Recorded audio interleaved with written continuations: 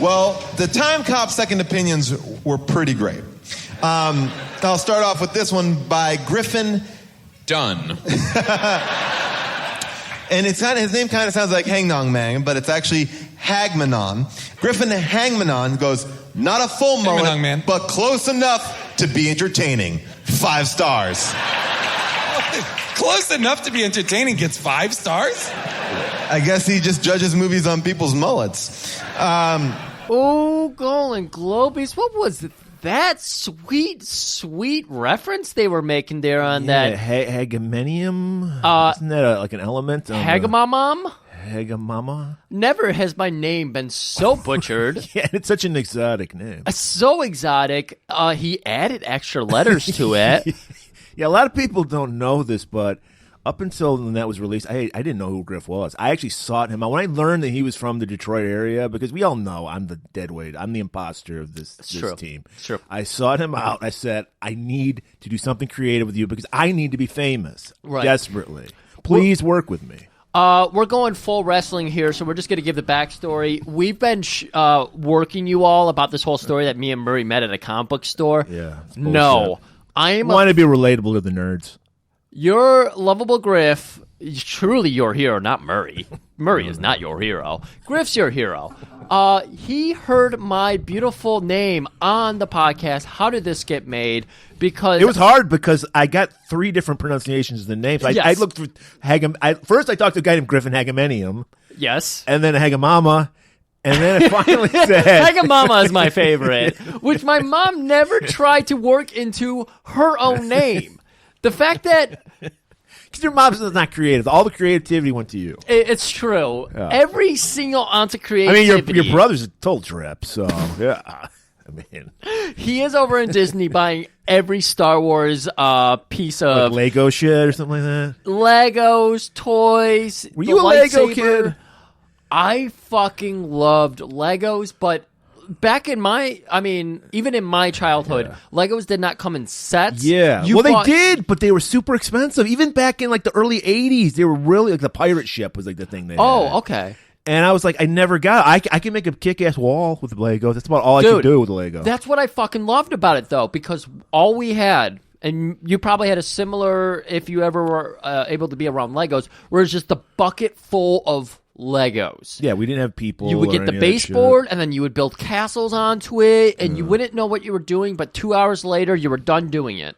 Yeah. It's like building a snow fort. I remember I tried to pull Lego apart with my teeth, and I pulled out one of my teeth. It was a baby tooth. But it came out. That's awesome. It was going to come out anyway, but it came out. So my grandma lived just over Telegraph, so into Detroit and everything. Their house got broken into too many times, and that's when they finally moved out to Wixom. Because, unfortunately, that was like the part of town where, that kind of shit would just happen. Yeah, Telegraph's horrible. Yeah. Right, yeah. Unfortunately, it was like, hey, it's weird how it's a demarcation, because it's really kind of lily white on one side, and then like Welcome to the Jungle on the other side. It started to get more, more diverse here, but it was just like, that's where I grew up, was just, how close are... never mind. You're in Pontiac. Yeah, I'm way the fuck up. Yeah. So it's just like I lived a mile away from Telegraph, and sure enough, it was like when I had my friend who lived on 5 Points, it was just like you looked across the street there, and it was a completely different story. Where were we going with this? I don't know. We were talking about what creative genius you were. That's true. So, anyways, we'll bring it back to how this got how did this get made? Yeah. They went out there because Murray found me. I'm a big movie reviewer, and we're always talking about local stars because very succinct movie reviewer too. Just too. It's like, you're like a haikuist of movie exactly. reviews. I don't fuck around. I don't go full Ebert. I don't do all the shit these other people do. I was the original tweeter, in fact. I give you one sentence to tell you, you know what, this movie, worth your time. Worth your time. So I believe you're going to post it, my original review, that...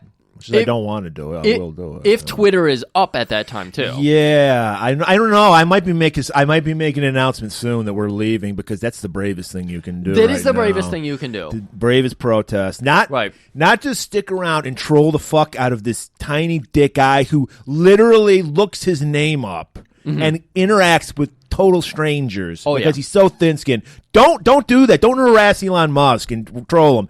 Go leave to Mastodon, you fucking coward.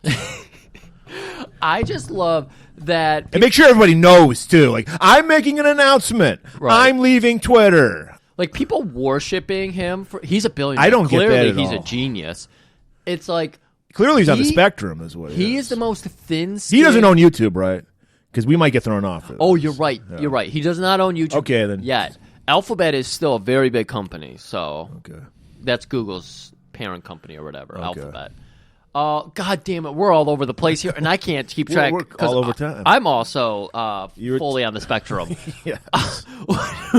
Which Griffin part and are we S. on? Bergman. Oh, yeah. I am a local hero. I'm a big movie reviewer. Everybody knows when I review a movie, next thing you know, in all the independent theaters, because that's basically all we have here now, they all post, put those movies up in the theaters. And Murray saw one of my reviews, and he said, this guy is so beautiful. This guy's got something.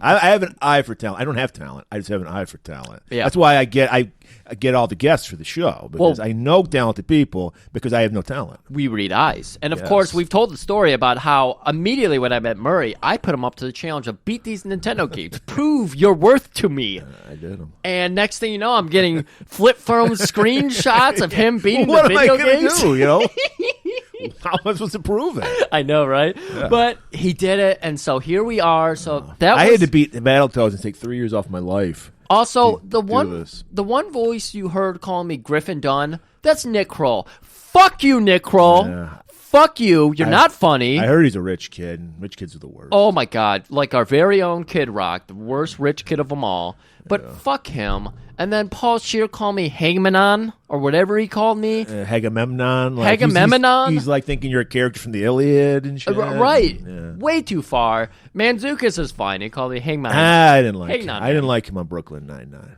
Oh, really? Wait, you liked Brooklyn Nine-Nine? Yeah, it was a great show. Really? Yeah, it was fun. Yeah. Oh, okay. Interesting. I never. And I do not like what's his face, the guy. Jason. No. I know. You know what I'm talking about. The lead of the show. Like, yeah. I love Andre Braugher. He was great on the show. Okay. But I don't like him. But he was palatable on that show. Oh, okay. Okay. Interesting. I never pictured you as a sitcom guy. Well, when I was a kid, I watched sitcoms. Yeah. That's what I'm learning about copying a feel. Like, I never watched any of these shows. Like, I was aware of all the shows, especially the one we just did last few days ago. Check that episode out. I was always aware of these shows. I never watched them, but I did watch a lot of like bad sitcoms. Like I've seen. That's why I can't shit on. Like, I can like shit on you if you watched like Urkel or something. Because I've seen every episode of Brady Bunch. You know. Yeah. So you watch shit when you're a kid. I used to really enjoy Brady Bunch when I was a kid. Yeah, I would watch it too. Yeah. And it definitely was like the cerebral effect of like, why am I watching this? And also, it was just cozy enough where you would watch it. Right. You would keep coming back. 70s shows, same thing. Didn't really care for the show. Yeah, I lived it, so I've never seen this. But I just kept watching it. Every week I would tune in and watch it. Well, reruns. I'd watch a lot of reruns. Comfort food show. Exactly. Comfort food show. So I'm a fucking star. You heard it there. They read my review because I am such a good reviewer. And that's why this podcast has legs. Long, luscious legs. Yeah. Now, Murray, we mentioned sitcoms and everything, and one of the things I had a sidebar into this. We got to go back to other topics that are not Timecop related. Did you get, and we're going to separate the two, because it's a time travel movie, the two different characters Jean-Claude plays in this movie. He's always got to play two characters. He loves that. I've noticed that. He's done at least 4 times. Double effect. Double Team, twins. Double Team, I don't think he did. That's the ironic thing. In the movie Double Team, it was him and Rodman. Right. But this is the thing. He just doesn't play twins. Like in Double Jeopardy? What was the one that he was twins? Yeah, I don't remember. Double Time? I don't know. The next one, he was like a future and past version of himself, which is the same but different. And then in the movie we're going to do that we had on the list, which came in last, Replicant, he plays a clone of himself. Right. So he's not just doing like long lost twins. He's mixing it up. He's given us the whole gamut. Every variation of doubles he's gave. Right. And he probably said, you got to pay me because I'm playing two characters. Probably, yeah. Did you feel like Mac's hairstyle when he had the quote-unquote mullet, which I didn't give it full mullet credit. Yeah. I felt it was stylized. You're right. Stylized Seinfeld hair. Yeah, you're right. It was a baby mullet. I mean, It wasn't full on Mel Gibson, Martin Riggs, where it's just flowing and shit. It was just that. But because I know Jean-Claude. I know Jean-Claude does not want to have long hair. He's a man. He wants his ears totally uncovered. Unless he's in a timepiece. He's doing it for a part. Yeah. Because like I said, I was begging people, please vote for Double Team because Jean-Claude with a mullet bums me out. And this was the Jean-Claude mullet era, that very brief moment. Hard Target, which had the worst mullet, the fucking Jerry curl mullet. Yeah. And then this was like the baby mullet. And then he's like, fuck that. I'm never running a mullet again. And he never had a mullet again, and as far as I know. So, yeah. Oh, man. There's so many fun topics to have with this movie. Again, we'll get to that in a second here, though. But we got to have a real conversation right now. Wow. Because you know what I had 2 days ago? Sandwich? A sandwich. And I saw that smile on your face when I came in. I was like, either you got laid or you got a sandwich. Or both. That's the best. Eat a sandwich off of one that's back while you're fucking her. So here's what I wanted, the Costanza style. Because he had the sandwich in the night dresser or whatever they call that. So I want to do a thing where you rate my sandwich, and then after we talk about it, I'll tell you how I felt about it. So here's the sandwich. I'm over in the Fresh Time, and they put out some deli meats, the cuts that they had to get rid of. Deli meats touch your mouth lips? I thought you'd I know. Deli meats I know what much. you're thinking here. Were you trying to, because Griff was a little down because he was the villain for a couple weeks of the show. And were you trying to well, maybe I'm wrong, and you were like, I'm going to give it a try. Look, I'm always about trying the things. I got to figure out what is it that everyone's telling me is so right about this. So I had to figure out what was right about it. Okay. And so I went out. I was at the Fresh Time. I looked by the little pre-cuts, and there's some ham in there for $4. Virginia honey-baked ham. Okay. Is that a good state to get your ham from? I think that's the best state to get ham from. I don't know. I don't know about it. But apparently if I go to Virginia, I'm going to be looking for their ham. So I get some Virginia ham for like $3.50, several different slices. I was like, this is good shit. I'll take it home. Several different slices with different thicknesses. Yeah, exactly. It was the weirdest cuts. One was shaved, one was a little thicker. And they had a machine. Were they cutting it with a knife? They must have been cutting it with a knife because these cuts were everywhere. Maybe he sensed. Maybe we had a listener, and he's like, I'm going to give him the spectrum. Yeah, because I'm on the spectrum, so it worked. Yeah. That's probably what happened with these cuts. Yeah. So these cuts are everywhere. I pick it up, $3.50. I say I got some cheese at home. I got some bread at home. Okay. I'm gonna go home and make a hot ham and cheese. That sounds good. Sounds like a good. And then I look at my fridge. You know what I have in my fridge? An egg. And I say ham, egg, cheese. It's like a breakfast sandwich. Wow, you're getting really delicious. I think. Well, you're getting really busy now. Putting an egg on there. Also in my fridge. I don't think I've ever had an egg on a sandwich. Really? I've had a scrambled egg sandwich before. But yeah. I don't think I've ever had a fried egg on a sandwich ever. Yeah, I really like against it. I really like a fried egg sandwich. Okay. Yeah, you get an extra protein because for a good while there, I wasn't eating too much meat, unless you consider an egg a meat. So it's in the middle stage. It's in the middle ground. Yeah. There's protein there. So then I'm also looking through my fridge when I go to grab my egg and my cheese, and you know what's in there? Some caramelized onions. So I'm going to have myself ham, cheese, caramelized onions, and egg. Wow, you figure baby steps, Grip. You're going full balls deep into the sandwich world. No condiments on it at all? I mean, what condiments should I add to it? I don't know. I mean, I would put mustard on a ham sandwich. Yeah. But, stone ground, yellow. Any kind. I like them all. You like them all? Yeah. Wow, okay. Grey Poupon if I'm feeling kind of classy. Ooh, fancy. Even on a hot sandwich? Sure. Oh, okay. So that's the sandwich. How would you feel if I said I'm going to make you that sandwich right now? I would eat any sandwich. I'm not a connoisseur of sandwiches. I'm just a. But your level of excitement, would you be excited or just be like, Well, I'm not. I will say I'm not a huge ham guy. Okay. But I'm not against it. Okay. Like I would eat that sandwich that you made. Okay. Yeah. So I on the sweets and scale of sandwiches, I think sex and sandwiches. They're kind of the same thing. They're kind of the same thing. Yeah. I mean, once you're done, you feel the same way. Yeah. You're spent. You're just like, but you're feeling so good at the same time. You're feeling so good. I can't imagine when you're. I'm having a bad day. I'm gonna get a sandwich, and then you're just like a fucking on some kind of morphine high. The sandwich hit the spot. Yeah, unfortunately, it just didn't do it for me. It was not enjoyable. Not even enjoy. You had to force yourself to eat it? I mean, I ate it because I took the time to make it and everything, and I need the sustenance. What is it? Is it just the bread? It wasn't the bread. What is your It was a nice 5-grain bread. What is your mental block with sandwiches? It's mostly just... I mean, that's the only difference between a meal and a sandwich is 2 slices of bread. I know. It didn't do it. If I didn't have the bread on there, it probably wouldn't have been any better. I just don't care for the deli meat. It doesn't do it for me. We don't have to have deli meat to have a sandwich. There's many. True. All you need is 2 pieces of bread. Anything in between is technically a sandwich. Technically a sandwich. Yeah. All right. Any other comments on sandwiches before we go to Timecop? No, we got to get into this. Oh, you want to go straight into it? Well, first of all, when I was watching this, I go, you know what would make this movie better? Timecop. If it was just a movie about me being with a cop, gun and a license to kill. Right. I get to decide what the rules are, what's a crime and what isn't a crime. That would have been a better movie, I think. I like this because I didn't realize how many political commentaries they made in this movie. So anybody who say, yeah, political commentary in movies is a new thing. No, this movie makes some predictions. Who says that? They've always been political commentary. I know.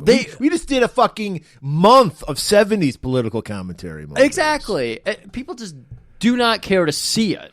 And so it's on them for the their people ignorance. that get bothered are the people who are too dumb to pick it up. Too it's dumb like the people that hate gay people couldn't even say a totally flamingly gay guy from him and go, he's gay? I didn't know that. And like, yeah, he's gay, whatever. I thought he was an all right guy. Well, because he is an all right guy. I think it was about 18 people because they just voted on it to ban interracial and gay marriage. And only 17 Republicans said, yeah, we're advanced enough in these times to say that's okay. And the rest of them said, no, we should definitely not be having gay marriage. Who cares? I don't How know does it why affect your life? And they're supposed to be the party of free speech and do. Well, now they are. They never were before. That's what fucking irritates the shit out of me and it disappoints me about liberals. Because now they're like, yeah, let the Republicans have free speech now. We don't want free speech unless it's what we like. Yeah. I don't like it either way. I lived during the 80s, people. I remember when it was the flip side, and it was bullshit then, and it's bullshit now. All right? There's just a lot of bullshit. There's a lot more that could be left up to the people to decide what to do, and that voice should be heard more so than... If only we had time travel, we could just go back and fix everything. Much like this movie. Much like this movie. You know, I usually do a perusal of IMDb. I didn't for this movie. Sorry, I don't have any facts. All I know is this was based on a comic book I never read from like the 90s. I think it came out right around the time the movie came out. I think it was a Dark Horse comic. I had imagined Dark Horse. I can't imagine how their time travel rules would work in that either. I don't know, but I saw like a drawing from it, and it looked even worse. They actually classed it up in this movie. That's his good. outfit was like superhero, futuristic cyber. I think he had like a VR helmet on. Oh, that's not good. I don't like that at all. Yeah. Did he actually physically go back in time? I don't know. I just saw the picture. I'm sorry. Okay. Yeah, I didn't. For some reason, I jumped ahead to. Oh my God, you read it. No, we had too busy. We had double duty this week. We had to make up for a tippy tap we were supposed to have last week, so I didn't have the time. Right. I was really excited on my second viewing of this. I'd never noticed this before. This was my second viewing, the first that we did for this. I've only seen this twice. We should also say this is how wild and crazy our friends are. Our lovely friend Sean Pigeon, who was on our Delta Force 1 and 2 episodes, if you want to hear those. His crazy bachelor party we had. We watched Timecop. First we went and got some bad Mexican food, and then we went back to his place. It was a whole gang. Mike Mullins was there. Yeah. And Hair Metal Sean was there. All the usual suspects from this show, plus a couple others. And then we play like a role-playing game, which I still don't understand. Like Mike tried his hardest to explain it to me how to play a role-playing game. I still don't know how to play a role-playing game. We played a role-playing game? We played an X-Men role-playing game. I don't remember that. Yes. Well, you were probably 3 sheets to the wind by this time. I might have been, yeah. And then, like, I don't know how. I think you said Timecop. Somehow Timecop came up. I was like, I've never seen it. I gave up on Van Damme and Seagal around mid-'90s. I was like, I'm done with these two people. And you're coming back for more. And then we played it, and the only thing that blew my mind that I was like, how did I not know this? the lovely Mia Sara, who plays Sloane Peterson from Ferris Bueller, gets naked in it. And I was like, everybody from my era wanted to see Sloane Peterson naked because she was so adorable in Ferris Bueller. Hold that thought, because I brought this up to you. We never get tits and ass in a Van Damme movie, and in this movie, we get 2 sets of tits. So he's growing as an artist, right? He's realizing if it's in the romantic sense, that it'll work, it'll get over, and I'll still get over too, because we do see him thrusting, and we get the butt shot, which you come to see, the glutes of steel. Who's got bigger big dick energy, Max or Walker? I'm gonna say Walker. Because, well, by the way, because there'll be no confusion during the review of this movie, we broke up his characters. Walker will be the non-mulleted 1994 version, and Max will be the mulleted 2004 version. Because he's a sad sack. He's got a mullet for fuck. He chose, because he didn't have a wife to go cut your fucking hair. 5 o'clock shadow he chose to have and a mullet. Yeah. He's trying to be a hard-on. But this brings up Ferris Bueller. Ferris Bueller. When you're a kid and you watch Ferris Bueller, you love Ferris Bueller. You're like, yes, I want to be Ferris Bueller. But it's funny, when you become an adult, you watch it, and as an adult, you're like, he's a monster. Like, you totally, like, his sister and the principal are totally, they figured this little shit out. He's a sociopath. He's like literally a criminal. Maybe you figured out from all my movie reviews when you were reading them, and you sense this about me, even though I only write them one sentence at a time for each movie. My first viewing of Ferris Bueller, I was like, I enjoy this movie, but I was like, I fucking hate Ferris. He's a total predator. I want to be nowhere near him.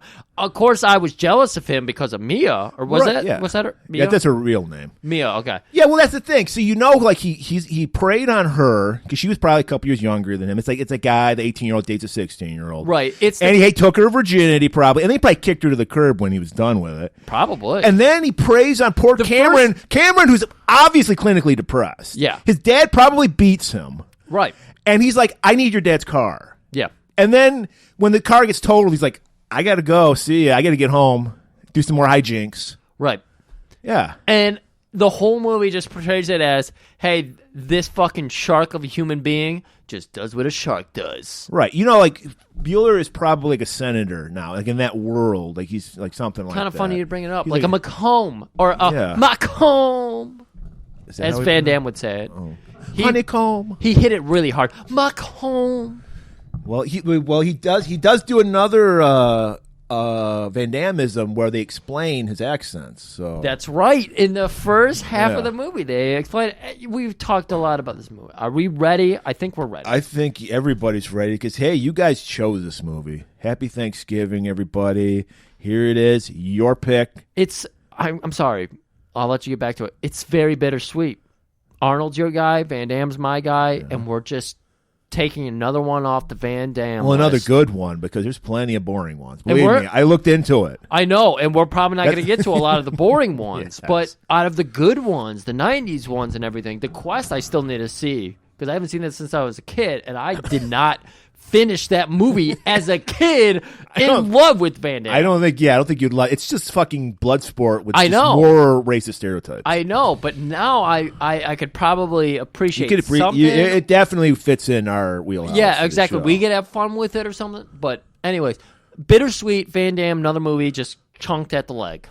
Yeah, so here it is, people. Happy Thanksgiving. I hope you're enough strong for this trailer for Timecop.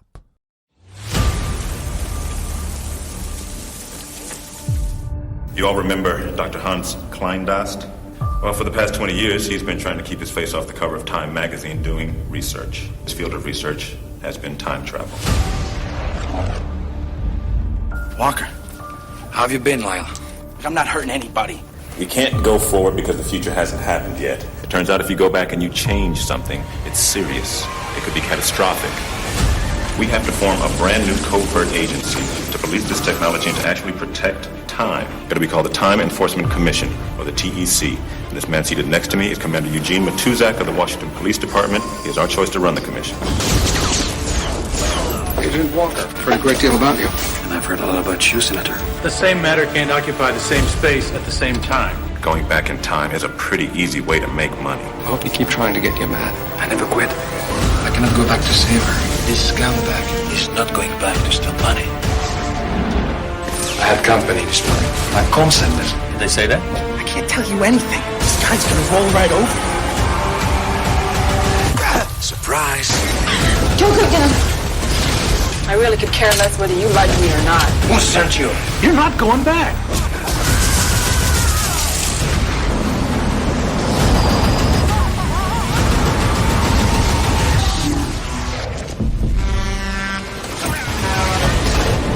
Will you get him? Just tell me what happened to you. That's one of the dangers of having an agency like that. Well, imagine the dangers of not having it. I can't go back. The younger one was dead. If he were dead, he would not be here. You don't need the press, you don't need endorsements, you don't even need the truth. You need money. Agent Walker's already cost me that much. It's me, 10 years from now. The defendant has been found guilty. They would come back as many times as it takes. Well, I trust you'll keep working. You can bet on it. Stay here, Walker. My future, you're dead. Am I dead? Not dead. It's a thought about going back and changing that. My call must make some changes.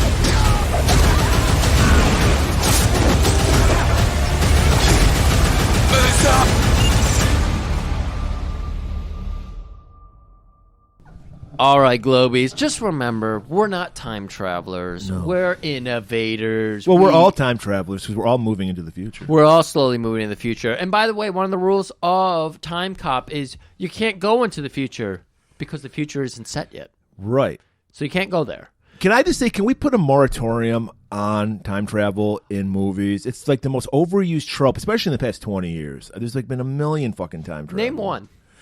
The Time Machine. They did that again?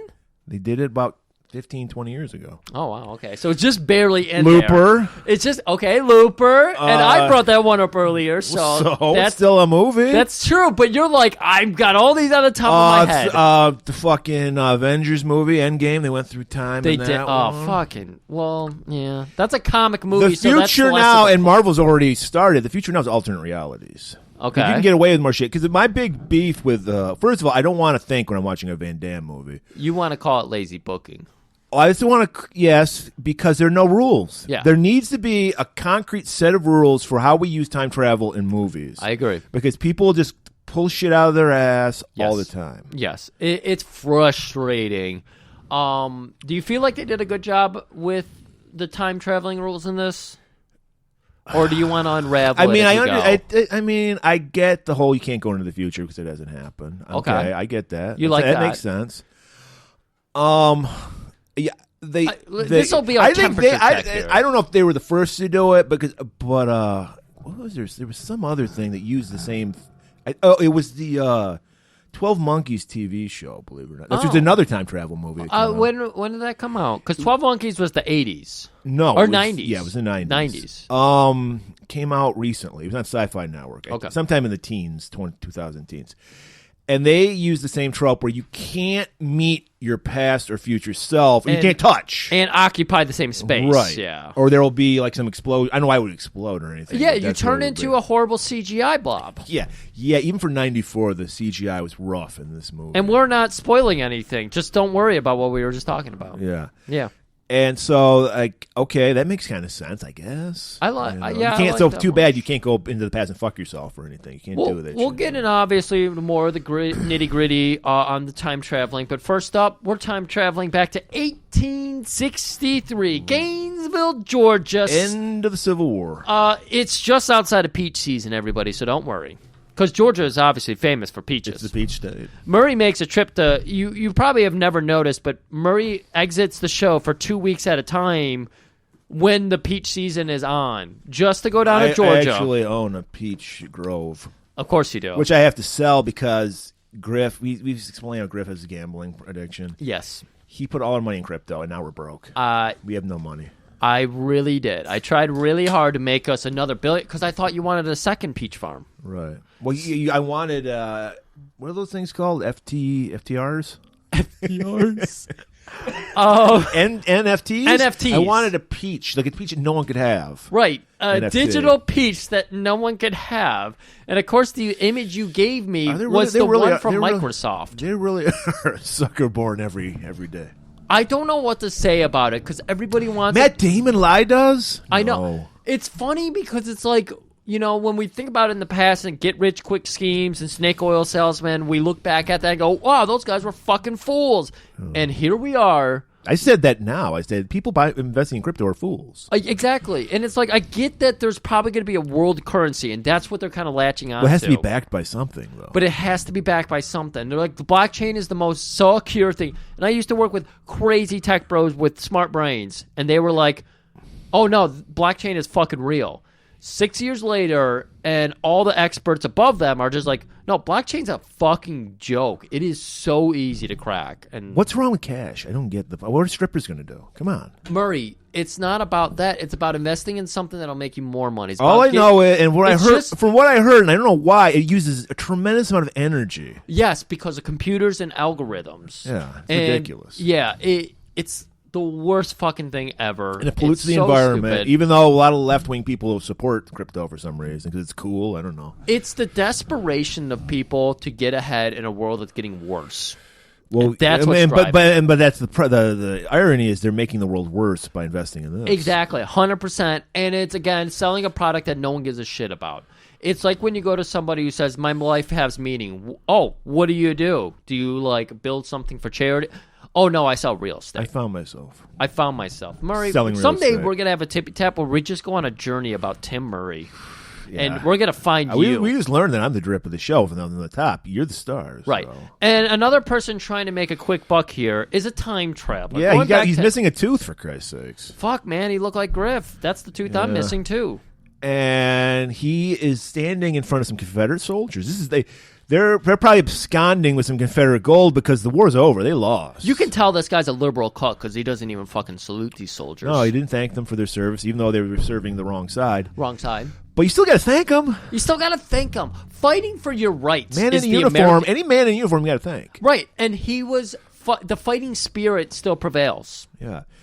And so the only thing I didn't like, and people, if you're going to do a futuristic, a movie that takes place in the future, minimum 50 years to 100 years in the future, because we always get all this futuristic shit that now we don't have. This movie takes place 18 years, the future part of this movie takes place 18 years ago from where we are now, and we still don't have a lot of the shit that's in this movie. Okay, so to put some numbers on what Murray just said there, because the math is hard.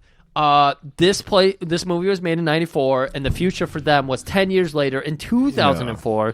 1 year. I don't know. I haven't talked with our weapons master, but I'm pretty sure all the weaponry in this movie is futuristic bullshit. I can't wait to hear about how real these weapons are. And actually, even the Terminator was asking for these weapons. Actually, Jack is our weapons master, right? Okay, of course. Yeah. He's probably like, yeah, I've got several of those guns just in my closet right now. Like, they're pea shooters. I mean, they were accurate as far as we learned in 1997 when Predator 2 takes place.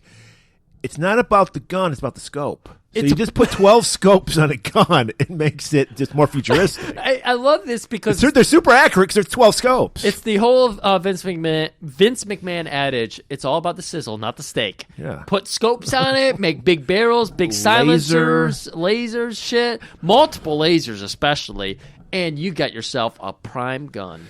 So this guy, this stranger, it's a redheaded stranger, he's like... He dressed for the occasion, by the way. Of course, yeah, he's accurate. Yeah. I don't know why. Because he had the futuristic guns on him. Yeah, really. He was hiding them, but still, it's like he wanted to confuse them enough? I guess. I think he was trying to confuse us. We're like, I thought we came to see a Jean-Claude Van Damme. Why is it taking place in the 1800s? Right. Did they build time travel in the 1800s? Did Abraham Lincoln fund that? Maybe. So he just basically says, I want your gold. They're like, no, you cannot have it. And he pulls out his future guns, laser scopes everywhere. There's 12 laser scopes on the gun, and blows away these Confederate soldiers, which they deserved it. They're fucking fighting for slavery, for Christ's sake. Right, exactly. So it's hard to root against I don't even know who this guy is because we never see him again for the rest of the movie, do we? Right. Well, we hear about his actions, but we don't know who the fuck So he wasn't is. one of the goons because all the goons were kind of nondescript. So what we're learning is that multiple people are just being sent frivolously to the past to get wealth in the future, but I think what we know why we don't recognize him is because we learn about his sale in a minute here. Okay. So that would explain why we don't recognize him. But then here's the tricky part, Murray. That means more people have time traveling devices. At least 2, because we have a prototype. We have 3, is what I'm trying to say. Because we know of our new force TEC is going to have one, and we know there was a prototype. Right. But when we talk about who he got the gold for, we're going to learn more people have a time machine. He had access to the prototype. You think so? They said that. Oh, he did? Yeah. Okay. So, yeah, we know there's at least 2. There could be more. We don't know. Okay. Because that's what they're worried about. And this is why we need the TEC, the Time Enforcement Commission. Yes. So, all right, we're back to the present. Our Of course. past, your future. Yeah. 1994, beautiful year. That was the year Super Metroid came out. I turned 20 that year. 20. If only you had a Super Nintendo. I'd love to talk to you about some good old... Never had it, no. That's like the sweet spot of consoles for me. So, it's Washington, D.C., October 10th, 1994. A covert Senate committee is convening because they want some moolah. And it just so happens that... Always with their hand out. Always with their hands out. And, it's a black man coming in to beg the white man for some money. And you know how that's going to go because this is a time when Republicans were ruling the Senate. Yeah. And they were kind of sane, a little bit. Yeah. They were definitely more sane. Like, the guy was talking to him and wasn't immediately... They actually believed in compromise at sometimes. They really did, yeah. When one guy said, I want to go along with that, they weren't just like, this kid's out of his mind. No fucking way. They were just like... Nobody said the service entrance is that way to the black guy. That's true. No, they expected him as a guy who was there, who was meant to be there, and knew what he was talking about. That's right, and they listened. Right. They listened. And George, his name, I don't know if that was his first or last name. I don't know. Just George. George Jefferson, I'm going to say. Yeah. And he's like, yeah, we did it. Time travel. We finally figured it out. The text is right in front of us, but here's the thing. What the fuck? Here are the rules. He lays out the rules. Right. Can't go forward in time because the future has yet to be seen. Of course. And we can't do something like kill Hitler because how much ripple effect would there be? How many? We can make the world worse if we kill Hitler. We don't know. And Murray, I'm sorry, everybody. Catheters in. Catheters in. Forgot to say it at the top of the half, but you probably should have known. Basters in. It's Thanksgiving. Jesus Christ. Make sure to clean those basters. Yes. Buy a new baster, actually. You should have a baster just for this show? Okay. Yeah. Already my first time traveling question comes into place. Okay. We already know people have been time traveling. So that means our world that we're already living in has been affected by time travelers. Yes, that's exactly it. We're constant, but we don't know. We're not aware of it. Because, does ripple effect even exist because people have already been traveling? It has to exist, and that's why we need the TEC, because it's constantly being changed every time someone goes back, and every decision they make in the past affects the future. Well, now, George, why would we need to do a crazy thing like police the time universe? And then he says, which would have been perfect for 1994, what if Saddam Hussein got an atomic bomb? George knows how to read a room. He's a black man talking to a white man. So he goes, yeah, people of color might go back and get a bomb. And so the white people are like, no, we cannot have that. Remember, this was right after that fierce, brutal 1 week war of Desert Storm. The first time we actually commercialized war. When we had the trading cards. We had trading. I have some of them, yeah. Oh, no. Yeah, there was. Were they just like. It was like, it would have like Norman Schwarzkopf and shit on it, and Colin Powell and George Bush. Yeah, He's got an original Colin Powell rookie card. Yeah, I do. I'll dig them up. How many yards per carry did he have? I actually found. This is how just fucked up. Like I actually kind of enjoy it, but because you could be so tasteless back in the old days. I have a set of cards called terrorist cards. Oh my God. And it has like fucking Saddam Hussein, Gaddafi, Idi Amin, Ayatollah Khomeini, all of them on it. And there was also one. This was actually controversial at the time. It came out around the time this movie came out. The serial killer cards. Do you remember those? Oh my God, no! It was 7, by the way. It was 100 cards. 50 of them were mobsters, and 50 of them were serial killers. Okay, I got a set of those too. Like complete? Yeah, I have a complete set of the serial killer cards. So you get your Dahmer, you get your Murray, Ted the Bundy. market's hot right now. Netflix is putting out a serial killer documentary every week. I gotta look up at eBay, see what they're going for. They're completely fudging the stories at this point. Jeffrey Dahmer was a pretty cool guy. He used to fuck, he used to slap, he used to be a gay fucking icon, and then he killed a guy.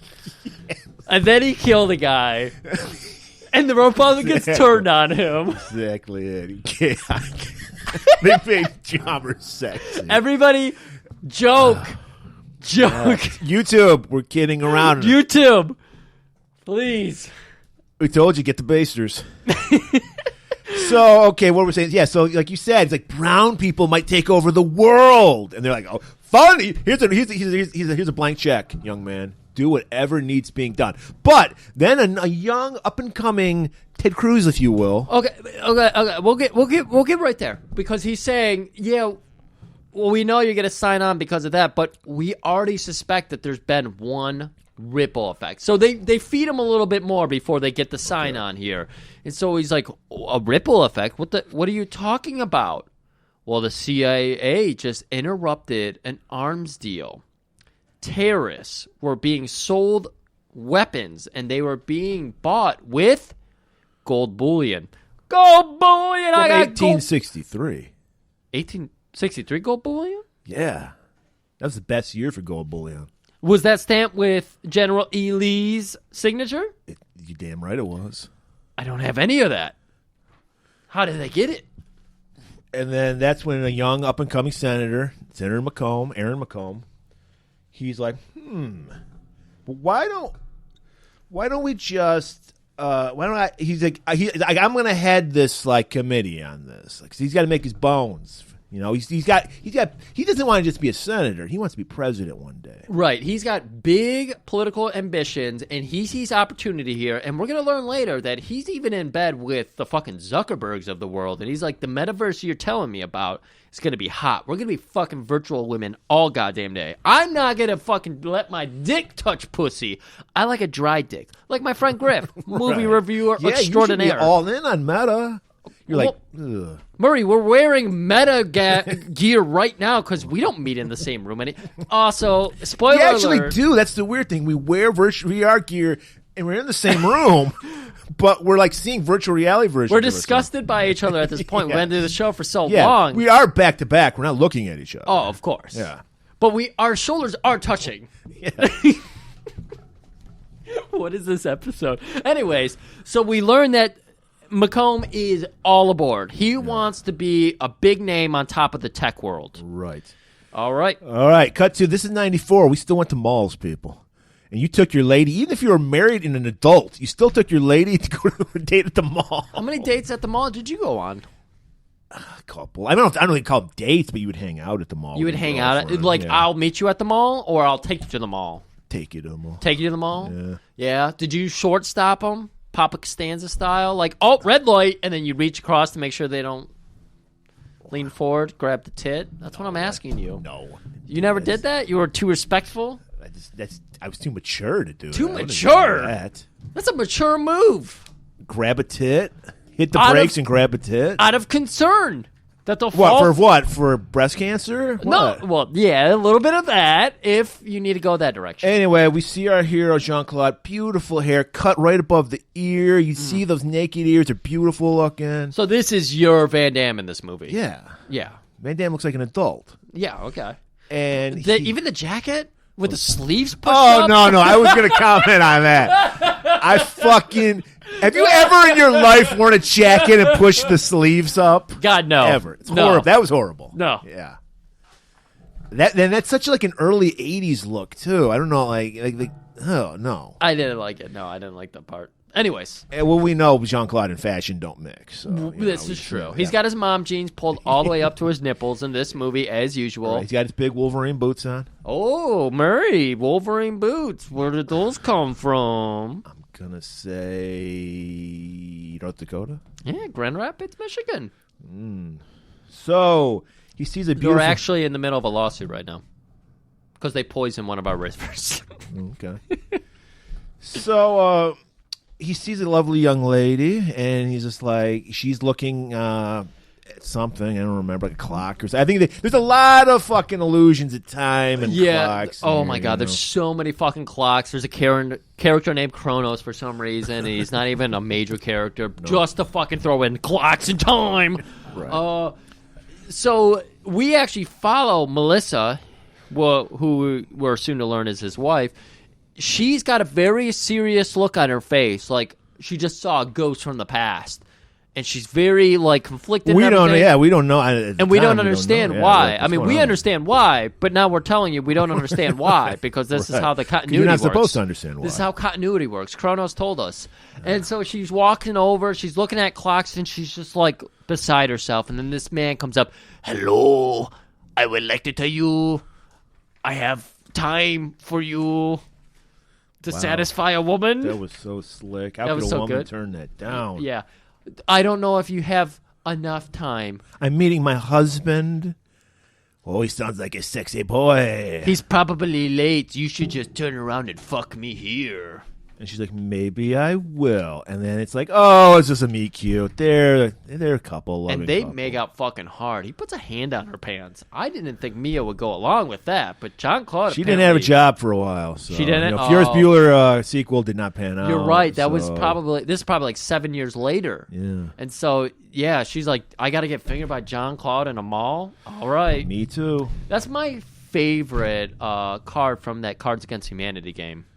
Jean-Claude fingers you? Yeah. Oh. He says, I don't know why they're meeting at the mall, but that's what you do in the 90s. Yeah, you can still do it in the 90s. And he's like, look, was she a doctor or was she just a wife? I have no fucking clue. I don't know why, spoiler, I don't know why she goes to the doctor for like a pregnancy. She's not sure. Well, no, they didn't.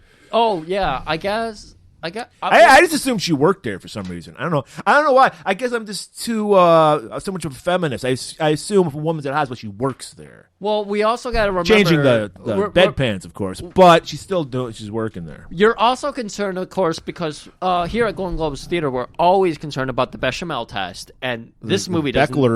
Belcher test. The Becker test. It definitely does not pass the Becker test because there's two female characters and there's not talk. I don't remember the second one. Fielding. Oh, well, there's three. Fielding, Melissa, and the metaverse woman. You're right. That was definitely a character, fully fleshed out and everything. She was fleshed out, all right. So he's like, I'm going to meet with Matuzak for a new job. Something called the TC. He already met with him. Oh, okay. Yeah. I'm thinking about taking it. I don't know. I might be away from work. Well, she's worried because does that mean you have to travel? Well, you could say that. You know what this job is. Time travel. So it's a nice little joke about traveling. And remember, it's 94. Everybody was rollerblading. Were you rollerblading in 94, Griff? Absolutely. I was playing roller hockey. I have a scar on my finger still from playing roller hockey. So we see a roller blader, but he's just up to no good. Because he's got his eyes on this old lady and a purse. Yep. And he goes, yoink, grabs it. He's like, excusez-moi. Excusez-moi. S'il vous plaît, I have to leave for a moment. And then he does the pay. I got to give it up to Jean-Claude. He gives us everything we want from a Jean-Claude movie. This might be the last time he did it. I don't remember. Because he didn't give a shit in fucking Street Fighter. Okay. But then we did see Sudden Death. And that was around 95. We didn't see any butts in Sudden Death. We definitely didn't see butts, but I thought you were going to go for a kick. Well, that's one thing too. But did he do a stretch out kick? He doesn't kick the guy. He threatens to kick the guy. Yeah, he just shows off his flexibility here. Right. There's also a joke because Van Damme is a ballet guy. He used to be. That's where he got all of his like flexibility from, his ballet. And so there is a joke about him being a dancer later on. Okay, so he just extends his leg right in front of the guy's face. Yes. And he's like, read my boot. And he's Wolverine! Like, read between the lines. I should get the fuck out of here. And then the guy's like, and give me the purse. He takes the purse back. The purse it doesn't look good on you. It doesn't match your outfit. Your glasses are too cool. And he pinches the guy's cheek and goes, "No, give it back to that old lady." He's got those stone cold fucking what's his name glasses on. Brian Bosworth. Bosworth glasses. Speaking of guys who have awful hair, as that's going on, we see there's a little like balcony area. Yeah, we see the hairs on the back of Walker. Hey, Walker. 94 Van Damme. Right. Did we see the hairs on the back of his neck spike up? And he turns and looks at And a you know what? Thank God we could see that because he doesn't have a mullet. Exactly. So that's another thing that they don't play up well enough. But look, we have keen fucking eyes. The four of our eyes combined can see. Makes four eyes. Our four eyes combined are more powerful than the Hubble telescope. It's more powerful than Buddha's third eye. Exactly. We sometimes sit on my roof and stare at Mars, and we can see the water. There's water and water. life. Actually, Bowie's up there. Why not? But his hair is staying up, and he turns around and he sees these two fucking guys, and we recognize them from 1994 wrestling. Right. Well, they have the tag team belts on. Of course they do. It's the Nasty Boys, people. Goddamn mop top, fucking shave size. You love that, I know. You've got the shave side look going right now. You're letting the top grow long, letting the sides go short. Also, he had the Snake Plissken boots on. You notice that? It was, I did. With the and metal tucked, shingers. And he tucked his Yeah, pants. somehow Snake can pull it off. This guy could not pull it off. He was an idiot. Okay, can we just have a minute here to talk about these characters? Okay. Because they are 100% the future you and me if we were a wrestling duo. Because I just love that this is what people think. People always think this is what we're going to look like in the future. It's always going to be these weird asymmetrical haircuts. But that hairstyle is big nowadays. Is it big? I mean, it was a hairstyle back then. Okay. But is it big? Maybe not like mom and pop's wearing it. Here's another question. All the kids are wearing Here's another thing of hair. Wouldn't it make more sense to have 94 Van Damme have a mullet and have 2004 not? They really thought mullets were going to be around forever? The hockey hair era of mullets and everything is 94. And they're like, yeah, future Van Damme, Max, has a mullet. But past... So clearly he's looking back at his past and being like, oh, I should have grown a mullet for her. But we learned that's not true. But the other nasty boy, and this is what I need to talk about. The nastier boy? The nastier boy, because he's got the balding long hair. So this is the Griff half, and obviously the other half is Murray because he's got the no hair touching his ears. He's got like pants that float over the belt where they like the everything. It's the 90s. Everything was pillowy, and he had a bolo tie. So you clearly borrowed that one from me. Yeah. But didn't have a mustache. Balding nasty boy, he had two giant hoop earrings, which of course is why they call me Hoops Hagman, because Hageneman. Hagamamam. Hagamama. Yeah, so they're out of place. We're like, those guys definitely are from the future. Yeah. So we got to have, like you said, we got to have the scenes. This is when Van Damme was still being true to himself. So we have to have the scene. Why is this guy have a French accent? Right. So we have to have Melissa mock him for it. She's like, oh, ho, ho, ho. And he's like, hey, don't make fun of my accent. Right. And this is where they're talking a little bit about his new job that he just interviewed for at the TEC. And he's like, oh, no, Matuzak's going to take great care of me. You know him. Because Matuzak, as we learned in a previous scene, was going to be leading the TEC. And he was a former Washington police officer. And a former Oakland Raider. And a former Oakland Raider, of course. course. Talking about John Matuzak. John Matuzak. And a former Viking biker. That's right. So Matuzak's got a great past. Right. And so that's why our character, Walker, not Max, but Walker, is so fucking fond Not Texas of him. Ranger Walker. And not Texas Walker. Ranger Walker. Is so fond of him. He's like, yeah, man, I'll follow this guy through all of time and space. We'll chase down Carmen Sandiego even. Right. And then as they're talking, a colorful man with a parrot on his shoulder. He had a small hoop earring. Jumps in front of them with a Polaroid. I need to take your picture. Why does he have a I don't know. He's like, hey, can I take your picture? Takes the picture, and because we need to have this moment. We need to remember this moment. Right. We have to fucking have fun, because guess what, guys? We're going to revisit the scene later. Sorry, spoiler alert, we're revisiting the scene later. Right. And so as the two get their picture taken, beautiful picture. It's a Polaroid, so they have it immediately. He puts it in his pocket. Continuing on, and they're riding up the escalator, Murray's favorite ride in the whole world, and it's just the right speed for you. Yeah, I don't get motion sickness. Exactly. And she's just saying, well, I can predict the future, and I feel like this is going to be a hot evening. Oh, why do you think that? Oh, because you're going to take me home, because both of us don't have work to do the rest of the evening, and you're going to teach me some of those fun words you've been learning in English. What words are those? Pussy. Fog.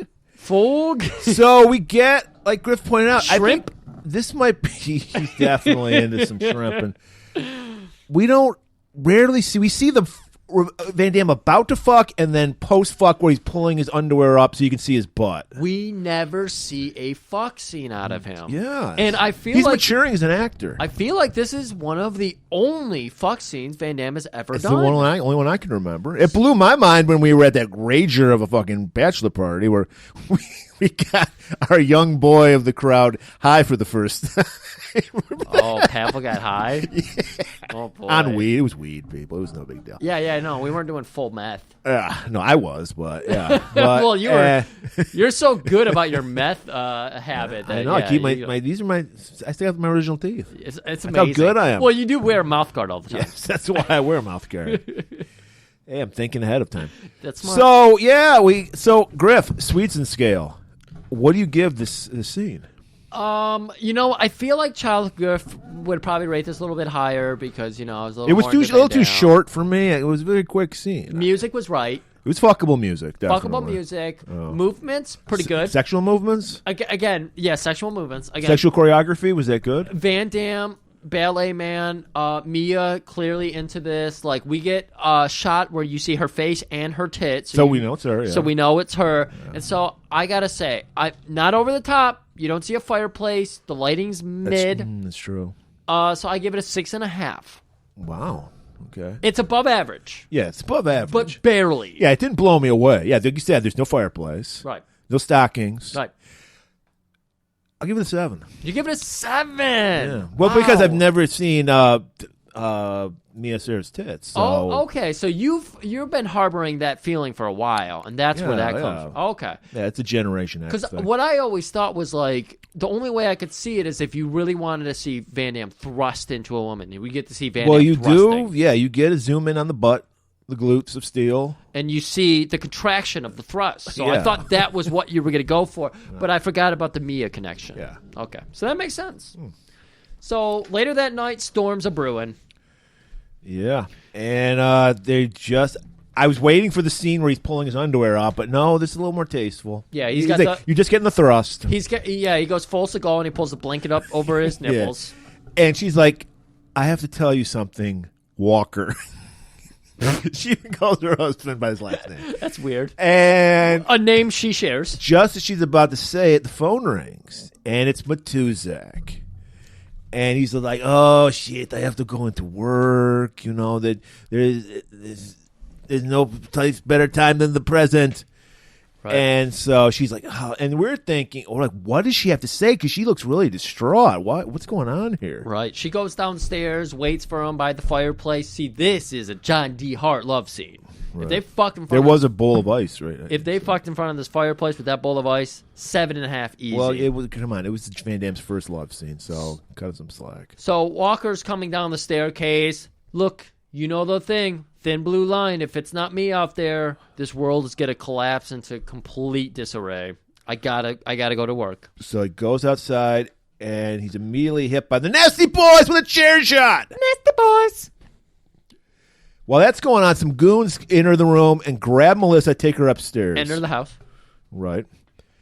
They haul Walker out into it's a pouring rain now, ruining those leather dusters that the Nasty Boys are wearing. Pretty great scene. We're seeing Jean-Claude just get the shit beat out of him, and we see like a lit window on the second floor. This is what Seagal doesn't get, and this is what Van Damme always got. You got to show you're vulnerable first. You can't be Superman 100% of the movie, or it's just boring. We talk about this all the time with these 90 stars, and we always mention the fact that Van Damme was always willing to be vulnerable, whereas Seagal never. What would Rocky be like if he just beat Apollo Creed's ass? Rocky obviously got that too. Schwarzenegger, I don't know. he was somewhere in the middle. Like, he would kick. I mean, but when you see Schwarzenegger, he's giant. He's not a fat blob like Seagal is. Right. So it's at least believable Right. that Schwarzenegger would kick ass. I feel like Schwarzenegger does a good job of playing into the mental aspect of it, though. Like, he's put into situations where his bruteness can't allow him to win, and he has to think more. So I'll put that out there. But anyways, we see this nice shot, and we see that there's a man just kind of watching this from a lit window on the second floor, steepling his fingers like, yes, this is all going to plan. But who would plan to kill just a Washington police cop other than the January 6 rioters? There was murders on January 6th? It was just some people doing their American right. Just Yeah. American rights. First Amendment, Citizens There's United. their First Amendment right to gather in a public place. That's right. And, yeah, so the Nasty Boys pull out. There's obviously futuristic guns. There's at least 12 fucking scopes on this gun. Giant barrels, silence for some reason. Yeah, all of that. And they just unload 2 shots right into the chest. Oh, my God, the movie's over. How is he going to have a future self to come back to if he's already dead? He's not enough strong. Or wait, he is enough strong because we see him, Undertaker, hinge himself up, rip off his shirt because the audience would be too stupid to understand he's wearing a bulletproof vest. Right. And he runs to the house. As soon as he gets to the front door, boom, the whole house explodes. Oh, no. Cut to Wall Street, October 30th, 1929. Excuse me. Black Friday, the day that the stock market crashed. Excuse me. I believe October 30th would be Devil's Night. This is where Devil's Night got its name. That's right. And we see, like, because I don't even know if this really happened, but we take it, we just believe it because it's like, it's not the Mandela effect, whatever it is, where we were told like something outrageous and we start to believe it over time. Yeah. I don't know if many people were literally jumping out of like buildings when the stock market crashed, but we automatically assume that happened all the time. It might have happened, but we're we're given the idea in our head like hundreds of people is jumping out. I believe it. It didn't happen. Okay. And so, but to let us know if. I don't know why, because if you don't know that, you don't know what the date is, you're too stupid to know about the stock market crash. But yes, there is a body. If I would have been separated from this movie and said October 30th, 1929, I'd have been like, okay. I would have put it together with 1929 because I know that's when the 1929 Depression started. Nothing. The whole 30s with the Depression. So when was FDR elected president? Sometime in the 30s. I don't remember. Okay. I'm not a future cop. I know you're good at Jeopardy. We've watched it a few times. I got the fucking yesterday's or not yesterday. What was it? Who won? It's you got to go on. The old guy won. The old guy won. So it's 2-2-2, right? 2-2-1. Oh, that was his first win? Yes. Oh, wow. Okay. But I got it, and the other guys didn't get it. No, I don't like TOC because the questions are too hard. Oh, yeah, I would get my ass kicked on the tournament champion. Oh, yeah. I think I would do really good. I don't know, because they always say it's the buzzers the really hard part. So if I couldn't master that, but I think I would do well on regular Jeopardy. I couldn't hang with the fucking tournament champion guys. Yeah, that's hard. TOC people are fucking nuts. Yeah.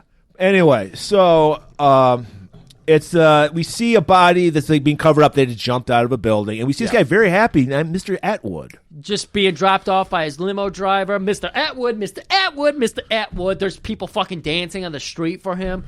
Everything is doom and gloom, but everybody around Mr. Atwood, well, the people he's paid for, are cheerous.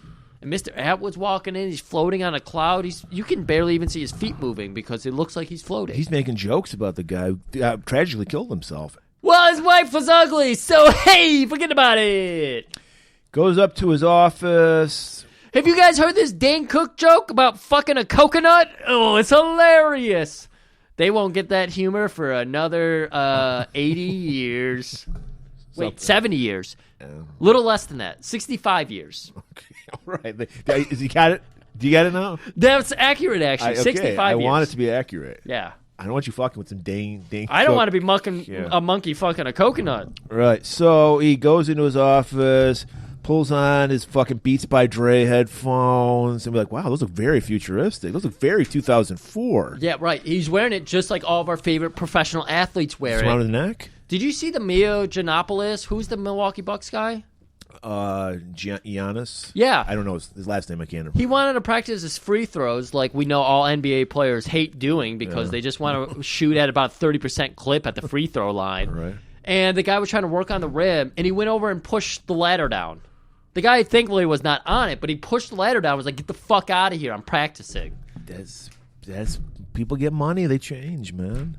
Change. He was from the Greek freak to the Greek dick. At least it was not in Milwaukee. Oh, that's even better. Yeah. He was in... So you feel like he'd get away with it because it's not his hometown, guys? Right. Right, exactly. That's what I think. I forget where he was. I want to say Brooklyn, but it might be wrong. So, yeah, he puts on the Beat by Dre's. He's listening to the latest Dane Cook CD. Right, of Still course. 2004. We listened to CDs in 2004 still. I did, at least. Yeah. And I still listen to them now. And he pulls out a USA Today from 2004. This isn't fake news, everybody. This is real news. And he's also got the 1929 newspaper, and he's looking at the stocks pages. Of course, he's looking for the stuff that's crashing right now, along with the big crash, the big dip, and he's going to be wagering his odds. Right, because then he's looking at 2004 and what these companies that lasted are still worth. And, of course, you always invest in oil, people. It's never going away. Middle State oil, not Middle East oil, Middle State oil. They were fracking apparently in 2004, and there was a lot of oil in Texas back then. I mean, I don't think is that a middle state technically? Yeah, it's in the middle of the country. Oh, we don't consider it a middle state.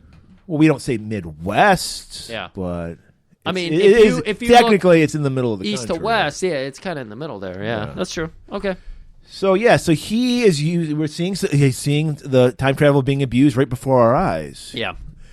So we're like, this guy's no good. He's got to call up his broker because back in those days, we didn't have E-Trade online. He couldn't jump on his cell phone. No. And, call I'm surprised they didn't have the old Gomez Adam ticker tape machine. They did? They did? Yeah, it was in. It was just in one of the shots. You missed it. It was in there though because it's the big bulb and the ticker thing. Yeah. It was in there. Don't worry, I saw it. And now we get some awful CGI of like a warped ripple effect. Can we talk about the spats for a minute? Okay. Were those our spats? Spats? The spats for dogs? Was this man such a dog that he thought he could wear our spats? Wow, that's such a fucking... That was first episode callback, Griff. That was first episode? I don't want to go too hard or Millie will flip out. Sure. But yeah, good one. That's for Joe Corix. I think he's the only one who went back that far. I thought Matt went back and listened to all. Yes, my Matt Sosi did. Yes. Yeah. Those for you too. Anyways, everybody, I'm sure it'll be on YouTube eventually, unless we get thrown off. Take your time with this time riff while I go pee. Okay. Catheter emptied. All right, let's continue. So we got a time rift. Yeah, time rift opens up. This is the first time we've seen a time rift, and it looks awful. I thought this looked perfect. Okay. And then this is the first time we see Max. Future 2004 Vendor. I would like it if you gave it a little more enthusiasm. Max. No. Come on. This Max is making me mad, but that not hair screams enthusiasm. It's straight up Crockett hair, dude. I don't know. I don't remember Crockett's first name, but I'm not talking Sonny Crockett. I'm talking Jimmy Crockett. Jim Crockett. Yes, it's just molesting the top of the ear, taunting me, if you will. Yeah, it is taunting. And he's like, "Time to go home, Lyle." And he's like, we learned that Lyle used to be in the TEC. He was the partner of Max. Yeah. And so, of course, Max is like, "You need to tell me who you are working with. Because you're too stupid to do this. I know you wouldn't do this on your own. You're a good man. I seen your heart." And he's like, "Man, I'm in too deep. I'm balls deep. These people, they'll not only kill me, they'll kill my family. They'll go back in time and they'll make my fucking grandma swallow the jizz." It's like, his grandma never swallowed. Jesus Christ. First of all, easy on the starburst while you're talking. And second of all, wow, he's also pressing the silent alarm while he's trying to plead his case here and get Max off his back. Because, of course, he knows Max is full fucking tilt. He's going to get him. He always gets his man. There's no quit in Max. So while he's signaling the alarm, we get, the guy, his two guys coming in.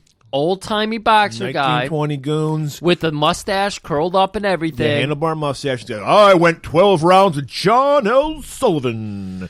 And he puts up your dukes. He puts up that like old school boxing stance. That makes no sense. I don't know how they fought like this. Jean-Claude is about as tall as his waistline. Yeah. Crouches down even lower, so he is at his kneecaps, and takes him out with one Well, punch. Jean-Claude says his rejoinder to that is, I saw Tyson and Spinks, which made no sense. Because first of all, that fight took place like 5 years earlier, and it was an awful fight. Tyson knocked him out in like a minute. Well, that was the point, because he hit him, knocked him out with one blow, and then said, I saw Tyson and Spinks. Michael Spinks, not Leon. Oh, okay. And yeah, he takes that guy out, and then we get a very Seagal-esque scene. A guy grabs a lamp, like a long stand on it. Van Damme, does he kick it to break it? He breaks the lampstand. Van Damme does have to do one of his famous run-up-the-wall backflips. Yeah. Gets over the guy. Then there's the lamp brought out. The lamp gets broken into two, so there's like two wooden little nunchucks, but unchained. I forget what that weapon was called. I'm sorry, Sonny Chiba. You try to teach us, and we just don't Nobody learn. listened, so don't worry about it. Yeah, come on. What is going on? I get it's a holiday season, everybody. It's Chiba. Everybody, Chiba. And he starts doing a Seagal-esque move. It could have been a pool cue for all I knew. It should have been. And he starts tippy-tapping that motherfucker. He does a few tippy-tap kicks, I think. There was some tippy taps, there was some slippy slaps, there was all kinds of ticky-tack moves. And then Lyle, he pulls out his shotgun on the table, and we get to see... Well, he ends it with a nut shot. You got to point that out. We get him with the nut shot? He finishes the guy off with a nut shot with a stick. Thank you, Murray. Finish him off. Van Damme is not afraid to Damage? Sure. He didn't rip the dick off. He didn't Chiba it. That's true. He didn't Chiba it. But this is the first... That's called a Chiba shot. That's a Chiba shot. You can put some Velcro in for that one, because that was a dad joke. I love it when you tell me when to put the Velcro. It's a dad joke, but you're like, hey, guys, by the way, that was a dad joke. Go ahead and put Velcro under it. I'm just letting you know I approve. Sometimes you're full of shit, and it's a great joke.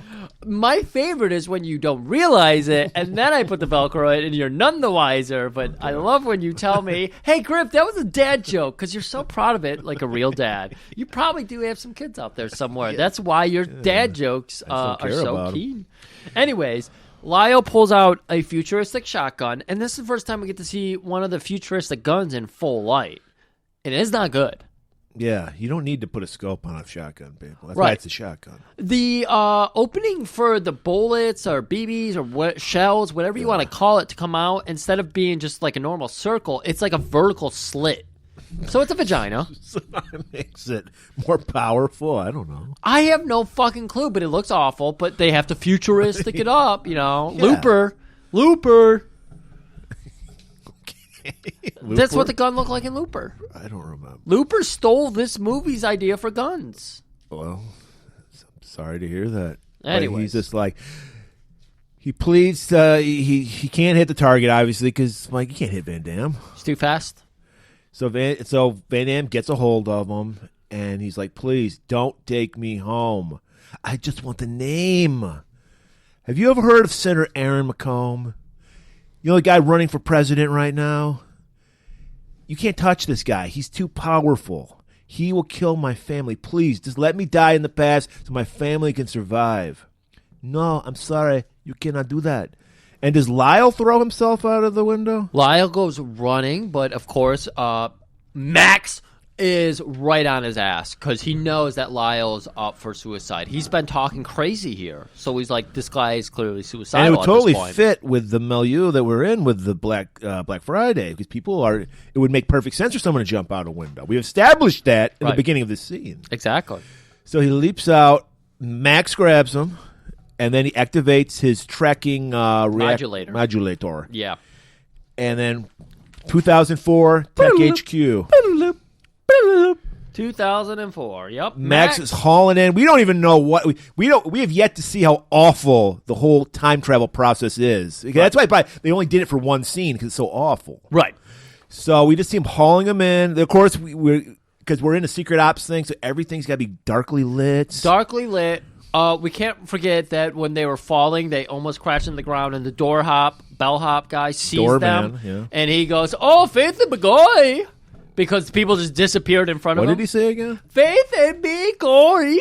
Yeah, okay. Yeah, that's our one Irish listener is just cringing right now. Yeah, that's what Catholic people say, I think. No, that's what Irish people say.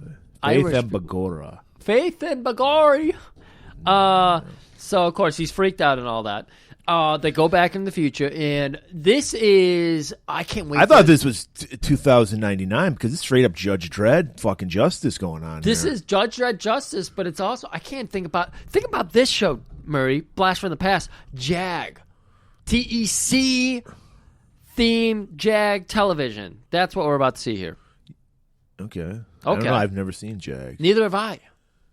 I don't plan on seeing JAG. But it's military. Did we point out that this movie spawned a TV series that lasted one season, which I've never seen and never One will whole see. season? We should probably do a tippy tip. We need to look it up. We got to find out if we can find an episode. I'm sure it's on YouTube or something. Oh, it probably is. If it only went one season, 45 episodes probably.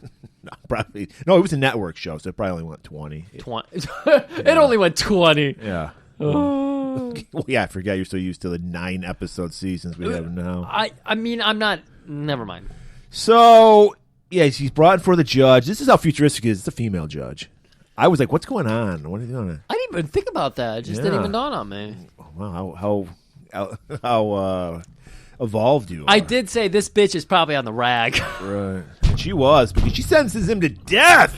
Yeah, death. And he's like, why didn't you just let him die? And he's like, well, we are going to let him just die in the past, because that's what they do. They send him back to where Jean-Claude just left him when they came back to the future. How the fuck did this work? They put him in the car, threw it into Well, we don't want to blow this. We don't want to let people know because we can't talk about that yet. You don't want to talk about that yet. No, because they got a whole monologue about that. It's always awful. The whole time travel in this movie is fucking stupid. It's very stupid. Okay, I'll wait on it. And I gotta believe it must be based on the comic book. It's very comic book logic. It is very stupid. Anyways, 90s comic book we're going over to Senator McComb, and he's arriving at TEC headquarters. He's running that. It's been 10 years, so he's running the committee that oversees and funds TEC. Oh, he's taking over George's position? Assuming George was somehow involved. No, with he that? wasn't. No, George. What happened to George? I would assume George would have been Matuzak's job. Yeah, I guess he moved himself up. No, I thought he was still on the committee. George comes up at some point, but I don't remember. George is in the scene. That's the last time you see him. Oh wow, okay. Yeah. So George is here with McComb, showing up at TEC headquarters, and of course they just want to see how everything's being run. Right, because McComb is funding the project. McComb, he's in charge of funding it. He's in charge of letting the money out. He's definitely speaking on behalf of them. For the longest time, for 10 years, he's been behind the TEC. Yeah. And now he's showing up, and we're about to learn that he's... Well, they're showing up to justify why they're giving money to the TEC. It's like, I'm sure they have these with everything. Right. The committee shows up. Right. This makes sense. He wants to make sure they're running a clean ship, that they're doing good work and everything. That they're not like skimming money. As we know, the Republicans are just making sure that we're trimming fat. We're not cutting good things that regulate things that need to be regulated. And so McComb's There's a lot going on in this scene that we need to know, which we don't, when we're watching it, we don't think we need to know because they're throwaway lines, but we do need to know them. Right. They don't use mouse pads in 2004. That's what you're getting at, right? Yeah. Yeah. Well, they have it's an anime girl with a big tits, so you can rest your wrist on it. That's they have right. those 10 years before they came That's out right. here. Yeah. Thanks to Ricky, the perv that works I'm glad you know in that. TEC. I've seen him. I saw the Elvira one. Just to peel everybody behind the curtain here, Murray's got all those everywhere in his house. Yeah, everywhere. Even I don't have them from my computer though. I just have them everywhere in my house. Just everywhere I just like in to his have a wrist rest. Just when you're drinking out of a Coke can, I got one right now. Yeah. You It's I don't name an anime. It's that character. I don't know any anime characters. I can't think of an anime character to give you. Faye. There you go. There you go. Okay, so we see he notices Max, and there's he's feeling a little tense around Max, and then they throw away a line where we learn that McComb actually had an opportunity to invest in the super chip that that powers all of time travel back in 1994. Oh, I didn't even notice that. Yes. Good catch, yeah. Because it's Parker Data Link which supplied it, and that guy's like a billionaire now. Right, Jack Parker. Right. Just to put a first name on it because I remembered it. Right. And so McCombs, he gets a little stung by that. He's like, yeah, I could, because he's needing money for his campaign. So Right. We're going to learn that in a minute here. Yeah. We also learned that the storyline that you cannot have, which we actually explained earlier, you cannot have two people in the same place from the past. Your future and past self cannot be together in the same place. The matter cannot, or they'll be... Bad CGI will ensue. And John Matuzak writes this off. Everybody knows this. It's in every one of our fucking white-listed guides and everything, white papers, all that shit. There's a nice meeting here because, of course, McComb's here to meet the whole fucking staff. Because he's doing the, I'm a politician. I'm going to shake everybody's hand, kiss everybody's baby, fuck everybody's wife. And he's going through Walker. I've heard about you. You mean Max? He uses the wrong name. Oh. And that's how you know. That's how I knew. This guy's not to be trusted. Yes. Also, it's pretty obvious he's a Ted Cruz wannabe. Totally. Got the shitty beard and everything. Shitty beard and everything. And the way he munches on candy bars and flees to Cancun when everything gets serious.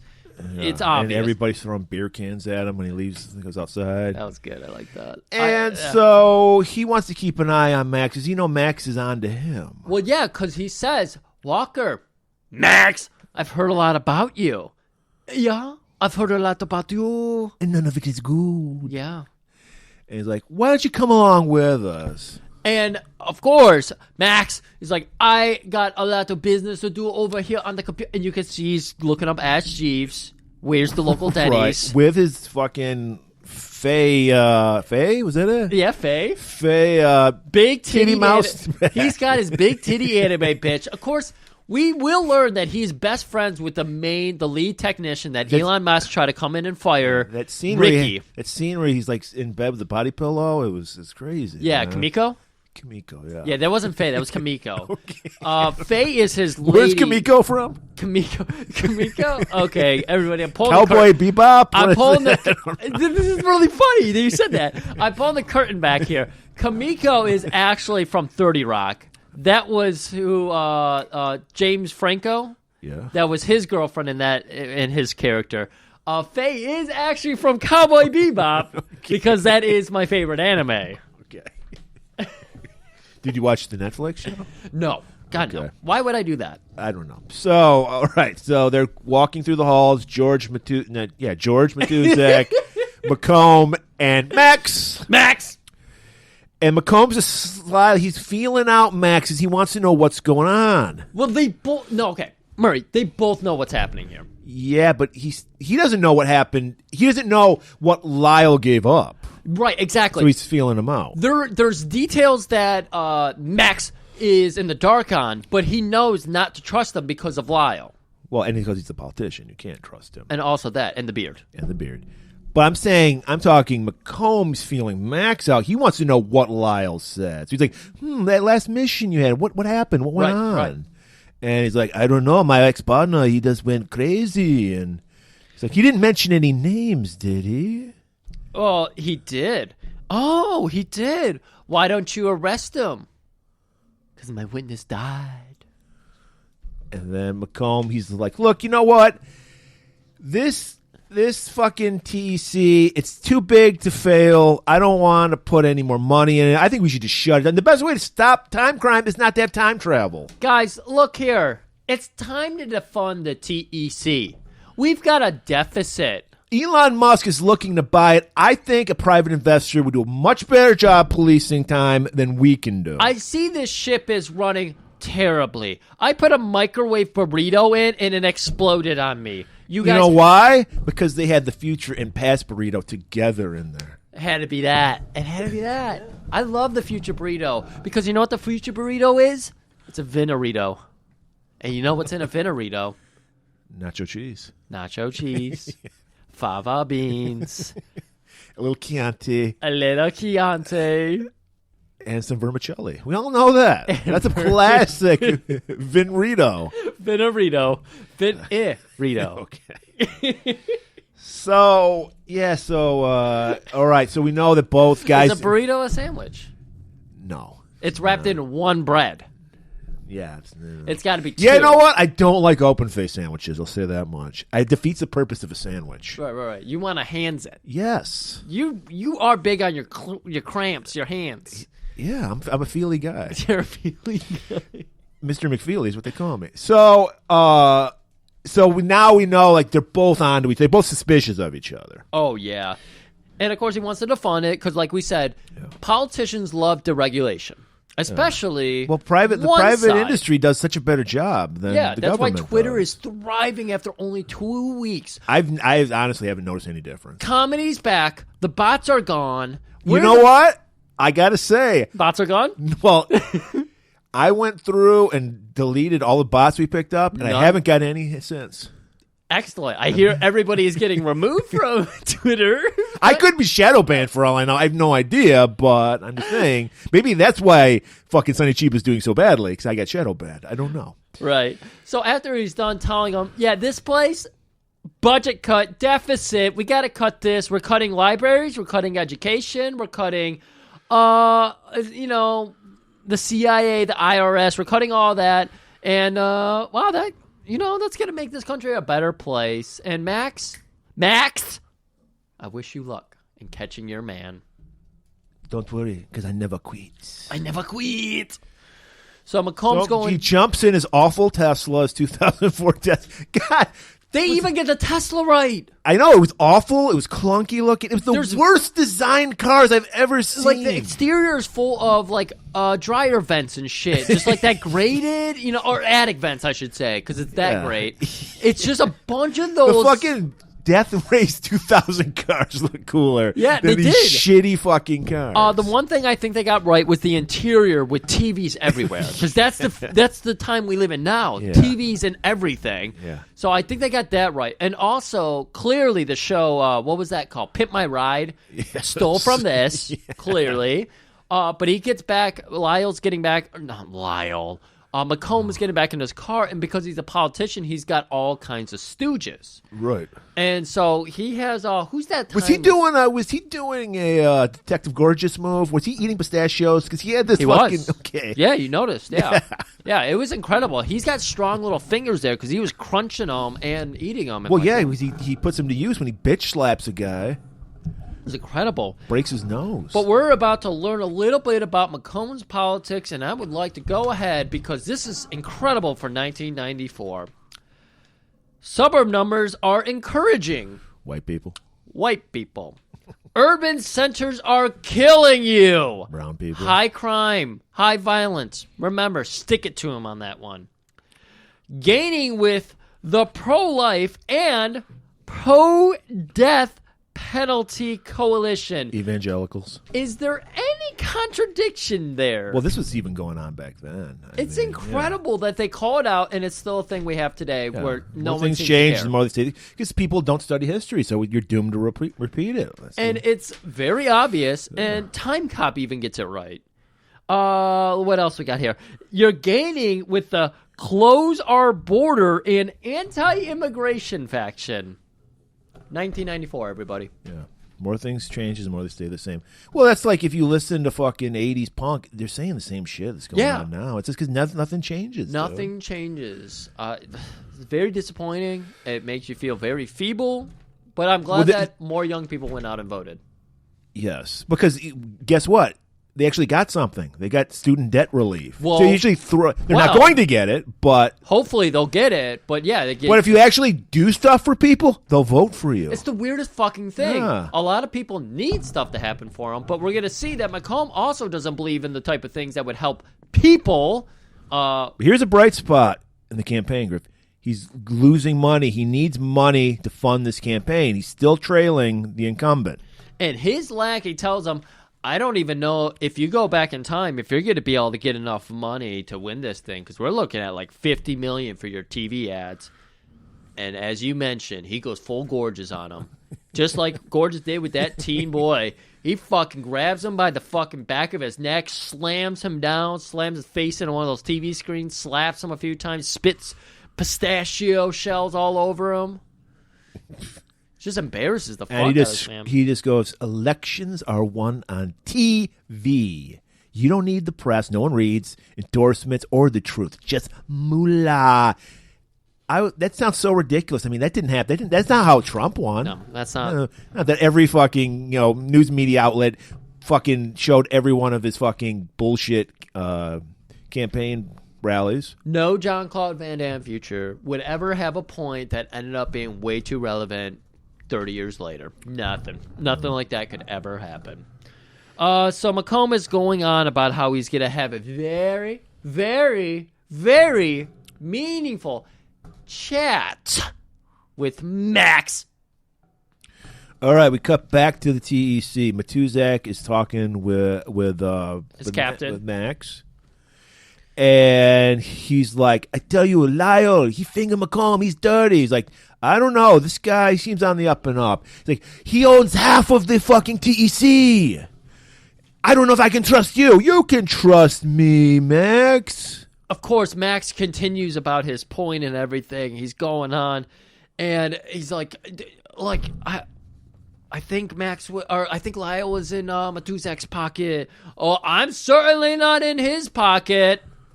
I don't like that guy. You know how I feel about guys with beards. Right. And he's like a little distrustful. I was actually waiting. They put a swerve on. I thought Matuzak was going to be dirty, but he turns out he's spoiler as honest alert. as he says. Matuzak's as straight as an arrow. So he's like, Max, come on, just have dinner with me and the wife. They haven't seen you in forever. Right. Like, no, I have to go home. I have to go home. And pout. Max does point out, like, Macomb, I mean, we already heard the point, but he's like, Macomb wants to shut down the TEC, and Matuzak goes, no, he doesn't.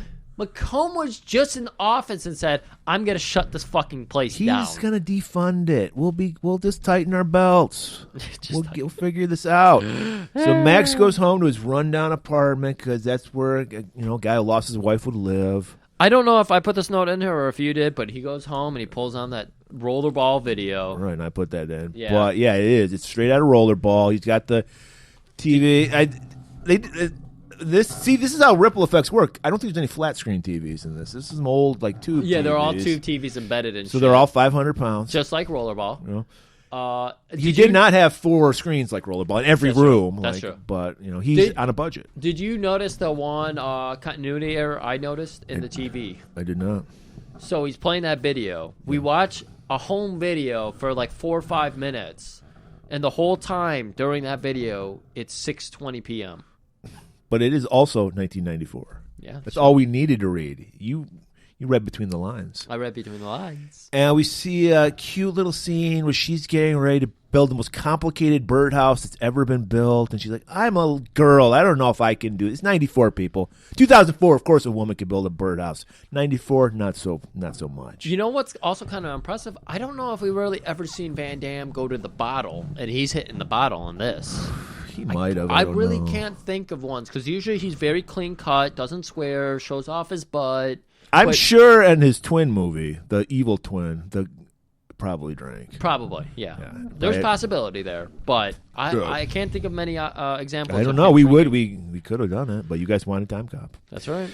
So yeah, he's like mouthing his lines as he's watching it. He's watched this tape a million times. Is what we're trying to tell you. He's rollerballing it. And then next morning rolls around.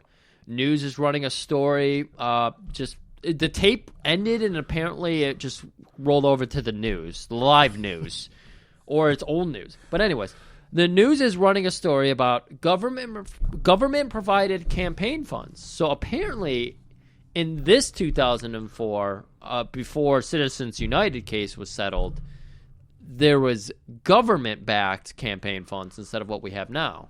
Yeah. So we're learning that there's an independent candidate who's only 6 points off the incumbent president. Is that supposed to be Macomb? Or is that another one? I don't know which one that was. Because what we learn the white supremacy party gets their cut, but Macomb has been cut out. Exactly. He's denied. The fact that you just rolled right over that fact, because there was controversy, because the white supremacist party got government backing. And then, Macomb's... Well, that's probably the reason why we don't have it. We don't have, we have the Citizens United, because any party could. I guess technically they could. I mean, Some would argue. Because, I don't know.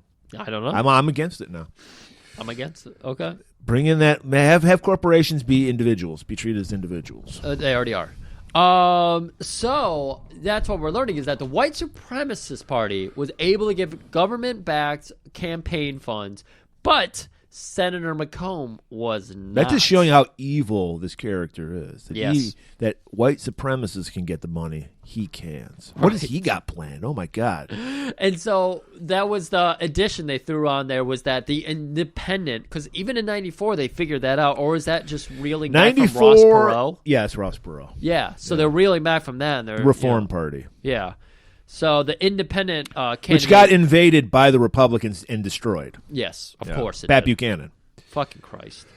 The independent candidate at that time was only 6 points off the incumbent president, which is incredible. Yeah. Like the fact that an independent went that high in U.S. politics, of course. What's even more incredible, a taser with a laser scope. Everything has everyone. You get a laser scope, and she gets a laser. Well, in a laser minute here, scope. when Van Damme goes to make coffee, the laser scope hits him in the face too, and he's just trying to get the coffee machine to work. Everything is laser scoped in the future. Yeah, it's weird. And it fires at him. Of course, he just like a cat. He just leaps out of the way. Yep. So now we got a big fight breaking out. The worst knife fight I have ever seen. Ever. It was like I always say, little kids playing sword fighting with sticks. It was literally not only was it that bad, and that was Van Damme's side. The sound, how they amped up the sound of the knives meeting. You mean Future Knife because he had two blades on him? Yeah, instead of being one solid blade, the blade was split in the middle. So it was Future Blade, yeah. It was. And why did it have a laser scope? It's for stabbing. I have no fucking clue. Even Van Damme, because by the way, Van Damme is not wearing something tight. He's wearing boxers because he doesn't want to show off his ass in this scene. Apparently, he only shows it off once a movie. We know that. And we got bare ass, so he's like, we can't go too far because the FEC will take it down. Right. So yeah, laser scope knives. His boxers are also laser sighted for some reason. This whole apartment is just laser shooting everywhere. I know. It looks like one of those cat burglar scenes where someone's trying to go through all the lasers. No, it's a scope. So just to make things very clear, there's one taser guy. He kicked him in the face. He's knocked out for the next few seconds. He's waiting, peeking over the apron for his next spot. He's just going to wait in the fight here. But he knocks over the water cooler, which had scopes on it too. Why did the water cooler have scopes? I don't know. Everything about the future is stupid. I guess it's just because now you know where the water goes, where the scope is. That's right. Because You know people, what? you had a water cooler for I it. did. You were always spilling it because I you didn't have was the spilling scope. it all the time because I would try to fill up my cup at night and I would miss. This actually makes sense. I get it now. No more- Elon, thank you, because we know this house was furnished by Elon Musk. But yeah, so taser guy, and then there's knife guy. He's going to be going on this long fight with knife guy. It is swashbuckling, pirate style, on a fucking ship mast. It makes no sense. The sound of the knives clashing is so fucking beefed up. It's ridiculous. They're going back and forth. There's a moment where finally Van Damme gets the edge, gets the guy like in an arm bar, gets him from behind, turns him towards taser guy who's arming another pair of barbs that shoot right into. Well, he was lining up the lasers. That's why it was taking so long. Yeah. Swashbuckler. That was one of the bad guys from the Three Ninjas. Just so you know. Okay. I didn't care, but I know. thank you. I don't care. So the taser guy's ready to go. He's got all his. For guys that have so many scopes, they can never hit anything. That's the weird thing. Nothing. Shoots at Van Damme. He's like, 50,000 volt, motherfucker. Have a nice day. And this is where we get another classic Van Damme move. He shoots at the fucking... He hits the floor, which is where the water is. So Van Damme, of course, like a cat, leaps up, does the splits right on the counter, bangs his balls on one of the fucking drawers, but he's still okay. He's not getting shocked. He's not getting shocked, but his assailant is getting shocked. Yeah, because while he's laughing at Van Damme, the water is slowly drifting towards him. That's right. So after a minute, when the electricity is dissipated and everything, he hops down, grabs the goon, throws him out the door. Big ruckus, goes right through the full wood door. crashing over the banister down the staircase. We see a nice little sci-fi touch where he's in Zone 5, apartments 1 through 10 or whatever. Everything's digital. Right. And then that's where we meet Fielding. Right. Sarah Fielding, who's from Internal Affairs. IA. To look after him, but she's also his partner. It's weird. And he tells her, you can kill him. He messed up my apartment. So there's a little tension, as there always is, because whenever you got a lone wolf cop, he always works alone. Right. So they're going to head straight back to TEC headquarters. He's got to have a strong word with Matuzak. You know I work alone, especially not someone from Internal Affairs. Hey, McComb said, you need to be watched, so we put Internal Affairs on you. Right. Just as Van Damme's about to go into, Max is about to go into some more, we get the big fucking air raid sirens. Oh, there's a new mission. There's a ripple. There's a ripple here in D.C. So we're going to have to check out that ripple. But then, out of nowhere, we see a naked woman laying on a bed. Instead of walking over, we just have a weird cut to a woman getting naked. It's like, where, why, when? Because this is a when movie. We are time traveling. Right. When are we right now? And I thought the 70s, because there's a very 70s porn kind of vibe going on there. It's a naked woman on a bed, and there's some fucking porno music playing. Her tits creep me out. Yeah, they were bad fake tits. Very bad fake tits. And she's like about to go down on us POV style. Right. And then we see, it's just, because we know every computer expert is a fucking perv. Right. It's Ricky the perv, who runs the whole fucking time travel thing. Was jacked into the metaverse, of course, has his dick out, and he's just going to town. And, of course, they're just like, Ricky, because back then it was not a problem. Before the Me Too movement. Exactly. So you could do that. You get your dick out at work. You could go full, what's that comedian's name? Louis C.K., and that's what he was doing here. He did ask Max if he could masturbate in front of him. And Max said, hey, when in Rome, or when in TEC. Just not on the equipment. I'm going through time. Right. Come on. Remember that these are very expensive computers. Right. So just and you can't control. It can spray everywhere. So there was a towel laid out across this console. Yes. So. And it had an anime character on it. Of course it did. What's fascinating is that he apparently always hits the towel even though he has the metaverse mask on. So he's got like Jedi level dick control. Cum control. Yes. Anyways. So it's like, get this, 1994. I remember that year. Why do I remember that year? In D.C., so we got to go back and check it out. So then we get the scene, because Fielding's like, I don't think you're respecting me. I can speak 3 languages, Klingon, Elvish, and kind of some of English. Yeah, a little bit of English. And I graduated middle of my class at Stanford. That's right. You need to respect me. Right. And I was on the Quidditch team. And I read that report about Atwood, and I believe you're onto something. Yeah. I think that you think Max crossed, or Atwood Lyle crossed you. Okay, now we're going to get into how they do time travel. Oh, my God. Okay. I swear, I don't know, maybe this was in the comic book, maybe this is true to the source material, but they just bought the spaceship from the Buck Rogers TV show, because it was straight out of that, because in the Buck Rogers TV show, there is like a track where they slingshot fighter pilots out of like the big ships, okay. And that's the same thing. I don't know why there's a concrete slab, but then they want to ensure that if you fuck up, everybody dies. Right, I didn't get that. So okay, we established when the rift opens, they're not in a ship. They just walk out. Why do we need this fucking ship? It's never seen. Right. Is it supposed to be that somehow the ship needs to get them so fast, like Back to the Future, 88 miles an hour? Yeah. Is it something like that? Like, they don't get into too many of those details. They just explain vaguely how dangerous it is. And, of course, Van Damme is... They point out the 2 spots on the concrete. Yeah, that was the last people that went through. Because apparently they crashed into it and died. Yeah, because Ricky's jerking to fucking meta porn when he should be like checking the gauges and shit. Right. Think about Star Trek, how they have to like hone in on the bodies in order to. Yeah, can you imagine if Scotty was jerking it while he's fucking trying to send people, energize people? That would have been a great episode of Star Trek. It would have. Like his jizz hits someone's matter and they become half him. Oh, that would be interesting too. There's so many. You could have done 9 episodes on that. Because there could be the one where his jizz There's fucks so up many the console. jizz-oriented Star Trek episodes. They didn't even think about that. Yeah. We're so worried about political type episodes instead of just dick-based. Dick basting, yeah. So, of course, she's like freaking out.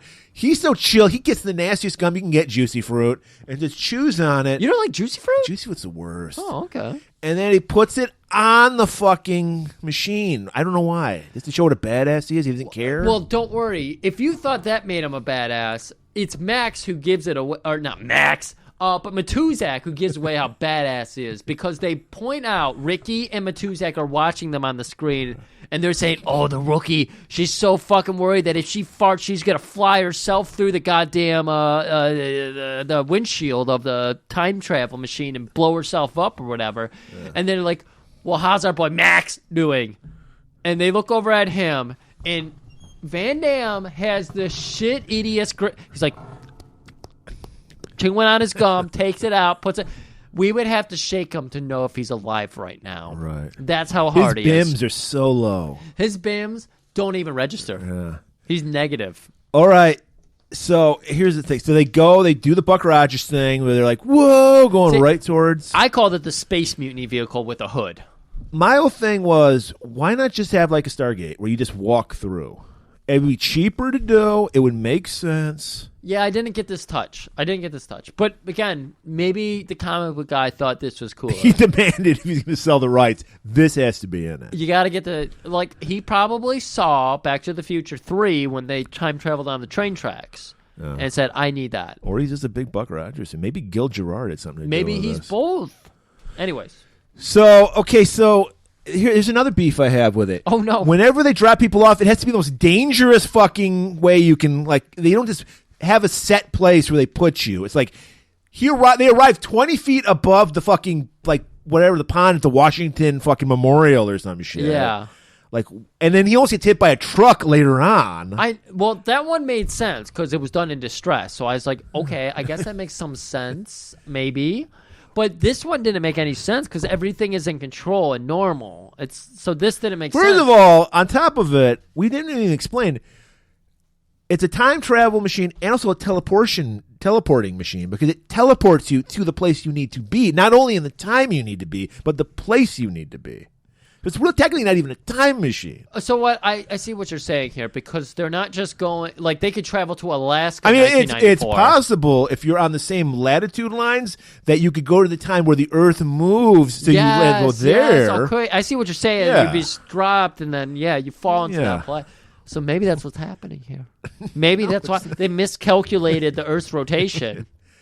I don't know. But yes, they arrive above some water and they splash down. We've already put more thought into this than this movie has. Yeah. It's true as always. So then we get a little thing where she's like, she was a time travel virgin. Now she's an expert, a veteran. She's like, man, I wish I had this when Bobby McGee fucking fingered me. And he's just like, maybe Bobby McGee deserves a second chance.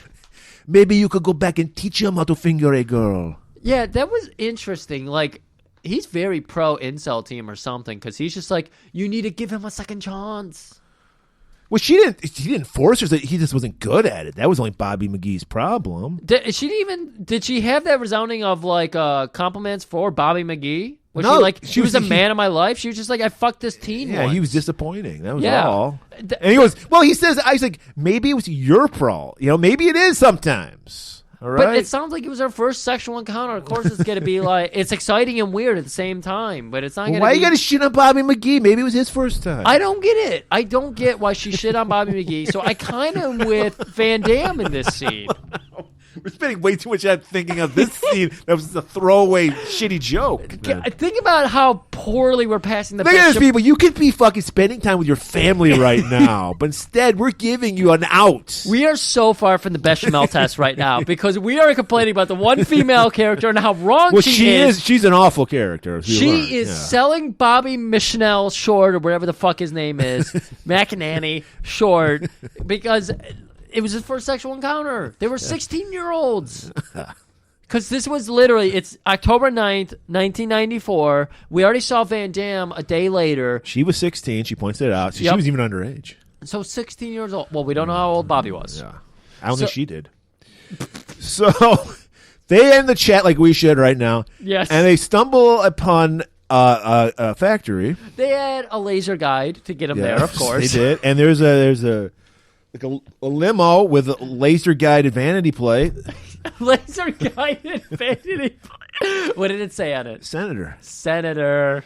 And there's a factory sign. You didn't notice this. It says Parker McComb Data Link. Oh, I did not. Thank you. Good see? call. So we're going to be going inside. Of course, they split up. Of course. Take the high ground. I take the low ground. I'll be Scotland before you. And Max takes the high ground. And he's in a catwalk, and he sees McComb arguing with Jack Parker. Right. And Jack is like, look, you're not committed to my vision. I'm going to give you a buyout. Why they're meeting in the middle of this occupied building and everything makes no sense. Yeah.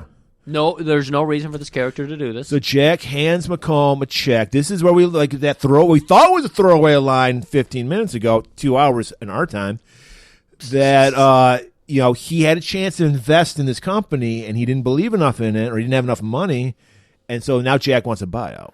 Right. And while he's about to take that check, I don't think you should take that check. Future McComb and his goons walk into the room. Oh, what? And yes, that's exactly what past McComb says.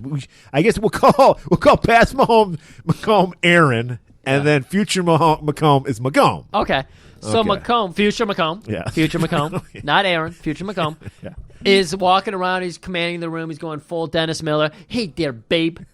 I'm going to give you a little advice. Take it easy on the candy bars. And also, do not take this deal. Stick around with this company. And then Aaron is like, he's bumfuzzled. He just saw it himself. Yeah, so he wants to touch his own face. Yeah, he wants to feel himself. He's like, did that penis fucking enhancement shit work? Yeah. And Hey, babe, it worked. Don't touch the merchandise. I'm hanging 9 heavy right now. 4 inches from the ground. Because they perfected penis enlargement surgery in 2004. Not hair enhancement. Well, we learned in the 24th century with Picard, you know. Yeah, we still haven't figured out hair, but dick enhancement. Well, that's Woo! something men will put a lot of energy into. Oh, my God. So he's like, you're going to keep this fucking... Not only are you going to keep your share, you're going to take it all. And just as he's about to do something nefarious, Max intervenes. Freeze! Babe, how inappropriate. Do I look frozen to you? Who am I, Mr. Freeze from the Batman show? I don't understand. Freeze. Explain it to me. And then Max demands his tracking modulator. Yeah, his return modulator. Yeah. Futuristic. So he throws it up onto the catwalk. And then, of course, he's going to start telling him, babe, how you going to keep your gun drawn on all of us while you're on that catwalk to come arrest me? And that's when we see Fielding come in. And she just... puts a gun to McComb. Yeah. Future McComb. And it's looking like everything's good. Some Van Damme does a backflip off the balcony. Everybody catches him. Well, he did a cooler thing. Well, his body double did. He just slid down that ladder. Yeah, he didn't even do the rungs. Yeah. And then I guess we learn at this point that this is why he needs the money for his presidential run. Right. Because he's like, look, babe. If a rich person runs, he's no longer. This is. I bet Trump ran on this. We just forgot about this it. This is him. Yeah. Trump was saying that I won't be involved in special interests because I'm a billionaire. I'm funding my own campaign. That was literally his thing. It'll be like the 80s again. The top 10%. Wow, he was really being generous. This is 10%. We'll get richer. The rest can get the fuck out to Mexico. Wow, haven't heard that one before. And we're like, holy shit, Fielding, she's a woman of color. She's got to be totally against this. Wrong. Swerve! Tony Khan is booking this movie because a character we just met and they told us is a big deal has we believe that they were bonded now because they traveled through time together and they bonded over Bobby McGee's sex story. Bobby McGee's sex story, yeah. Maybe I just need to give him some tips, some sex tips, and he'll be better for you next time. Why didn't you get Tell Bobby him where the McGee? clit is. He doesn't know he's a boy. Exactly. 60-year-old. Come on. So Yeah, she's a fucking villain, man. She turns the gun on Max, and of course now Max is going to be grabbed by all the goons and everything. Well, does she shoot Jack or does McComb? I thought McComb shot Jack. Who does? McComb shoots Jack in a minute here. Okay, so now he owns all of. Now it's McComb that'll link. Exactly. Yeah. McComb or Jack. Because there's nothing fishy about a guy being shot in the head. A guy like who owns a company being shot in the head. Nothing fishy about that. Oh yeah, Columbo's not really running at these times, so they'll never solve this case. Right. So they don't know what to do with it, and now, like I said, Max is being pushed against a wall and everything, and McComb's going to come over and try to shoot him, and we all know what Van Damme's going to do. He's going to make his own getaway. He manages to escape out of the guy's hole, just shimmy enough where he avoids the bullet. The bullet ends up colliding into it. It's not a sparks factory. It's a cold factory. It's a liquid nitrogen factory. Liquid nitrogen factory. So it shoots out everywhere. Yeah. Everybody's freaking out. Van Damme manages to get away. He has a fight with a guy who has like a fire axe. Yes. And that just ends with him beating the guy. Right. And then he gets a pipe wrench and fights another guy. Yeah. He does confront McComb at... Here comes Aaron. Aaron sees like a loose gun, goes for it. He kicks Aaron. I think he grabs the gun and then pistol whips Aaron. Yes. So he gives a cut across his face. And then we go over to future McComb. And he gets a scar. We watch it. Beautiful CGI. Beautiful CGI, Murray. Don't even try to argue with that. I can't argue with that. Go across his face. And then we go back to Van Damme fighting. So, yeah, and so Van Damme just goes off to fight some goons. So McComb goes up to Aaron, and he's like, look, babe, here's a note on how you're supposed to proceed for the next 10 years. Right. And pats him on the belly, lay off the fucking... candy. Doesn't pat him on the belly. Mimes points to his belly. Or maybe he pats his own belly. Okay. He can't pat. Oh, that's right. You're right. Sorry, I forgot the rules. The logic. The rules. Yes. My God. So now there's a guy up on a catwalk shooting down at Van Damme. Van Damme hides behind a forklift that's got some barrels of something explosive on it because everything's it's a factory. Everything's explosive. This is a Hard Target move. We saw this fucking scene in Hard Target because they were in a abandoned Mardi Gras factory. Now they're in an abandoned nitrogen explosive. No, this is the functioning one. Oh, it's functioning? Yeah. Okay. Yeah, because this is where time travel is being born as we speak. Apparently, to build a supercomputer chip, you need a shit ton of liquid nitrogen and explosive flammable materials. And apparently it's a Sunday, and the union's very strong, so nobody works on a Sunday. Well, yeah, nobody works on a Sunday. Yeah. It's October 9th. That's Veterans Day. Veterans Day. I don't know. We were all honor our veterans. And so they're riding up the forklift and everything. The guy still keeps shooting. I only just waits. And he's hiding behind explosive barrels. And they only explode after he's had a moment to get on top and jump off of them. Right. To get to that balcony where he easily takes over the guy. Or no, he ends up breaking one of the nitrogen barrels, freezing his assailant. Freezing half of him. And then he kicks the guy in half. The guy's arm just falls off. And it's crystallized and everything. Yeah. It's something. Anyways. So now Max confronts McComb. And because McComb needs his return modulator. And it's on the catwalk somehow. Right, still on the catwalk. And just as you think Max is going to arrest McComb, Fielding shows up again. Just drops down from the ceiling, does a sting. And then why does McComb shoot Fielding? Because she's black? It could have been that. He did say, I'm standing my ground. He went full... I feel nervous. I mean, he's got full-on Trump syndrome where he's total narcissist and it's me above everybody else, so he doesn't care. She outlived her usefulness. She outlived her usefulness. She's another mouth that could rat on him. Okay. So it's easier to just kill these people. And so... He sees his moment. It's easier to leave somebody from the future in the past. Yeah. Fielding gives him the opportunity to get the return modulator. He grabs it. He steps back. They tussle for a minute, being McComb, or not McComb, excuse me, Max and Fielding. So he gets the opportunity. He's able to return. And before he leaves, he shoots Fielding a couple times. And so he figures, all right, I've closed that chapter. Okay. So he goes back to the future. He does tell Max, don't even bother, because if you come back to my future, you're going to be like, target number one. And here's the thing. We've established it's October 9th, 1994. That's before his wife gets killed. One day. He could have just stayed another day, because you can come back to any time you want in the future. Right. So why not save your wife? There was the throwaway line. There was a throwaway line where he's talking to Matuzak. You're going to allow this man to go back and make all kinds of money, but you won't allow me to go back and save my wife.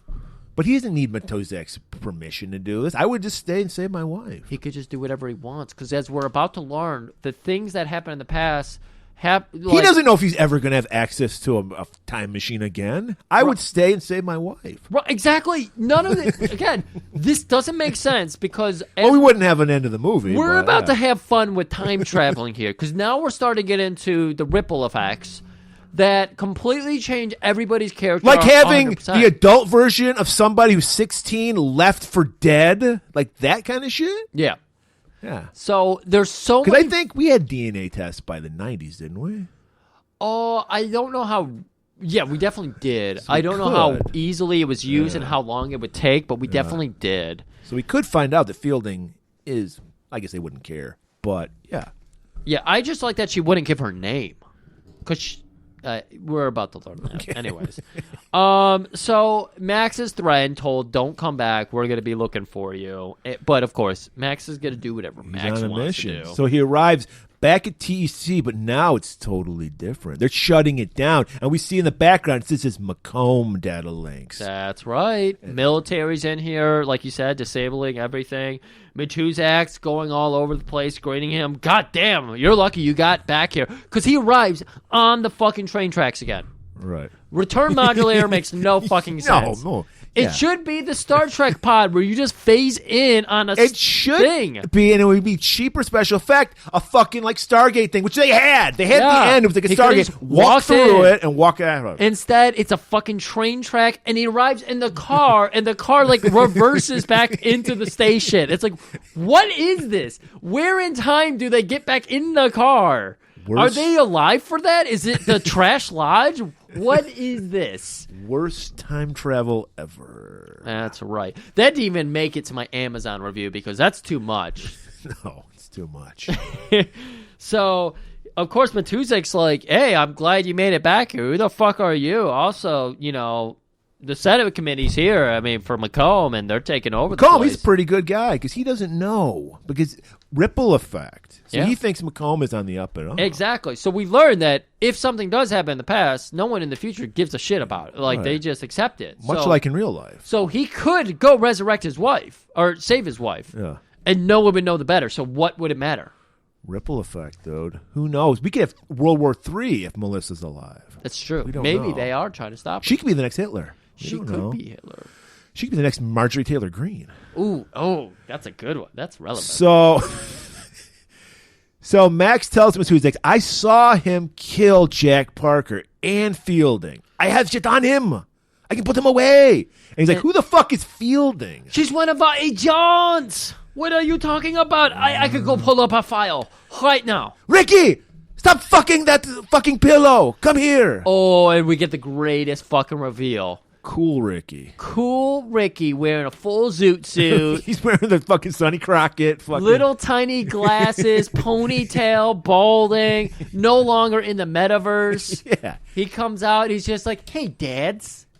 He doesn't even say daddy-os. He says dads. Yeah, in the future, we shortened it. Yeah. Exactly. We were like, daddy-os too long. Yeah. Hey, dads, what's going on? I'm surprised he didn't say DDOs. DDOs. Oh, that's even better. Yeah, because I wouldn't figure it out. Because I'm like, what are these acronyms for? Right. So I was like, look, I'll just pull up the records for Fielding. And then we get my favorite scene as, how old am I? 35-year-old Griff's favorite scene of this movie. Jean-Claude finger peck hacking. Oh, yeah. Sorry. I woke up the Millhouse by pecking on my table. Yeah. Hey, Mill, it's okay. He's got to hack into the files to pull up Fielding. Yeah, we're fine. Hey, Mill, it's okay. It's okay. It was just me. So he's got to finger peck into the computer to pull up Fielding's report. Yeah, that's what But a real man does. A real man doesn't know how to type. We see Murray. we see no results. I'm surprised that Ricky didn't have her stored into his sex mainframe. Right. And they're like, how did he do it? We control TEC. How did he even go back through time? There was a prototype in Calverton, Maryland. Fuck, no one thinks of Calverton, Maryland. Nobody. And we're going to learn that, McComb, God, I did it again. Max is going to lay it out for everybody. Right. Look, McComb is out for vengeance. He's out to make sure he's the president. He's out to get all this money. He's out to do this. He's out to do that. But I have the evidence. It just exists in the past. You need to help me get back to the past. You two are my best friends. What do you mean you're my best friend? I don't even remember who you are. Have we ever really talked to each other? Yeah, we're best friends. Ricky, I told you to wear Ricky, I got you laid. Yeah. I taught you how to please a woman. That's right. Ricky's name, Bobby Ricky McGee. Bobby Ricky He was McGee. so humiliated by that first sexual experience, he changed his name to Ricky. Ricky. God damn it. Yeah. I see what you... It took me a minute. Go back in time. It took me a minute. Get that joke. Yeah. And so he's like, I got evidence for you, but it's in 1994. I need you to help me go back to 1994, and I will help Agent Fielding, who is definitely not dead, even though we saw her get shot dead. She's probably in the hospital. Yeah, she may be. We don't know. She might be alive. And so Matuzak's just gonna go along with it. He's like, well, I don't know what the fuck you're talking about, friend, but you say I'm your friend, so I must be your friend. Wouldn't a friend know that your wife's goulash is shit because he puts too much salt in it? And you see that look just wash over Matuzak's face, and it's like, you are my best friend. My wife does make shitty goulash. I can't believe this. So, okay, they're shutting everything down. The military was kind enough to turn the fucking module back around. Because remember, it came back the one way. Yeah. So even though they're shutting everything down, they don't want anyone to use this. They have 2 guards right in front of it. They murder these guys because, hey, they're on a mission. That's right. They go in, Max hops in the module. I guess Matuzak knows how to operate. I thought Ricky was the only one to operate this shit, but Matuzak knows how. It's just a red button you got to push. It is just the red button. Yeah. Apparently the coordinates were already locked in and everything. Maybe it's as easy as the flux capacitor where you just it's literally just a digital readout and you put the time and date. So they get it all locked in there, but then the militaries come in and they start shooting. Yeah. They shoot Matuzak, and it's like, oh no, is he going to be able to hit the button? Reaches out and just barely touches the button. And in the process, those guys who shot him get incinerated by the module. Because it's got to be rocket powered. Of course. Again, is it going to 88 miles an hour? And apparently it's not. We just had a scene where how delicate it is to set up this thing. The machine that Matuzak's working gets shot a million times. It still just takes him where he needs to go. He doesn't slam into the concrete or anything. Well, Murray, we do need to point out, Max is arriving back in 1994, but he's not arriving where they meant him to be. He arrives in the middle of a road. Or maybe they did mean him to be here. I don't know. Maybe Matuzak was double swerving him. I don't know. Because he arrives. Maybe he was insulted by that goulash. That could have been it. Yeah, that my wife makes goulash great goulash. Because they arrive. What is a goulash? It's like it's like a Hungarian dish. It's like, I don't know if my mom makes it, but she calls it goulash. I don't think it really is goulash. But what my mom makes, it's kind of like a beef stroganoff type thing. Okay, it's so like there's noodles like a and gravy, saucy kind of situation. Meat's probably Yeah. involved. My mom's is good, but like I said, technically, I don't even know if she knows if it's goulash or not. Right. But, I imagine it being like you said, beef stroganoff, but like a tomato-based sauce kind of thing. It is kind of like that. Meat, and then throw some veg if you have it. Whatever. Yeah. Okay. So Max does arrive, but maybe the coordinates were not the greatest because he arrives in the middle of a two-way road with a semi bearing down on him. But thankfully, he's limber, so he just plants Flattens himself out. down the ground and drives right over him. Manages to walk back into the You middle notice of it. in movies, and it happens all the time with semis, they almost hit, they never stop. They just keep. I could have run over a guy. I don't care. I got some shit. I got. Come on, I got some there was shit. not I got to send to Walmart. There was not enough space for him to stop. Semis can't stop that easily. No, but stop, period. Now, I'm not talking about stop not to hit him. Stop to see what the fuck just happened. Like, nobody does that in a movie. They just keep going. Well, he looked in the review mirror and saw him getting back up. Okay. So he said, okay, howdy, partner. Anyways, so Van Damme, despite this situation, he manages to get back up. He was on the middle of a freeway in the middle of nowhere, but he walks right back into the middle of a suburb city where, of course, you see all the signs, Make America Great Again, Macomb 2020. Right. And also it's 94, so there's millions of payphones everywhere. Oh, yeah. So he just goes up there. He's like, I'd like to make a collect call. To all of the hospitals that may have admitted a Jane Doe recently. Which maybe in 2004 we could have done. Yeah. Not in ours, but maybe it is. Yeah. But yeah, they figure it out. They're like, right away, sir, did you put 2 dimes in? Yeah. We'll get it for you. I put the quota in. I want my nickel back. And there is where we got the bad Nickelback. Yeah, people don't know that. Anyways. I'm going to put that in IMDb. I'm going to say that's how Nickelback got their name. That's right. So, yeah, and luck would have it. Yes, there is a Jane Doe. Who had multiple gunshot wounds in the hospital right down the road. Right. So he heads straight over. He flashes his badge, which, of course, would not be identifiable in 1994. Right. But the people are just like, whatever. Yeah, they just see a badge. It's 1994. It's pre-9/11. Right. So you trusted law enforcement in 94. It was only Rodney King got the shit kicked out of him back in 94. I'm surprised. I mean, Max got that wild hair. You think he would have been looked over twice. Yeah. But they are just like, fuck in 94, mullets were hit. That's the thing. Again, he totally fit in. He fits in 94, not 2004. Right. That's a good point. So his disguise is for the past. So maybe it is accurate. I don't know. I think we goes know to now. Fielding's room. She realized she got burnt by Macomb. She's ready to fucking testify. Right. And immediately with the jokes. She swerved him, turned on him big time, almost got him killed, and she's just like, hey, I'm sorry about that. Are we friends again? Yeah, we friends again. Well, as long as you testify. And apparently he needed her blood sample to prove something? He needed more evidence in case she doesn't make it through the time travel. Okay. So that was the explanation. She shouldn't, because where's her tracking modulator? Apparently you need it sometimes you don't. No, we've learned in the Lyle Atwood scene that two people can be holding each other and time travel backwards. So when they arrive, are they in the same seat together?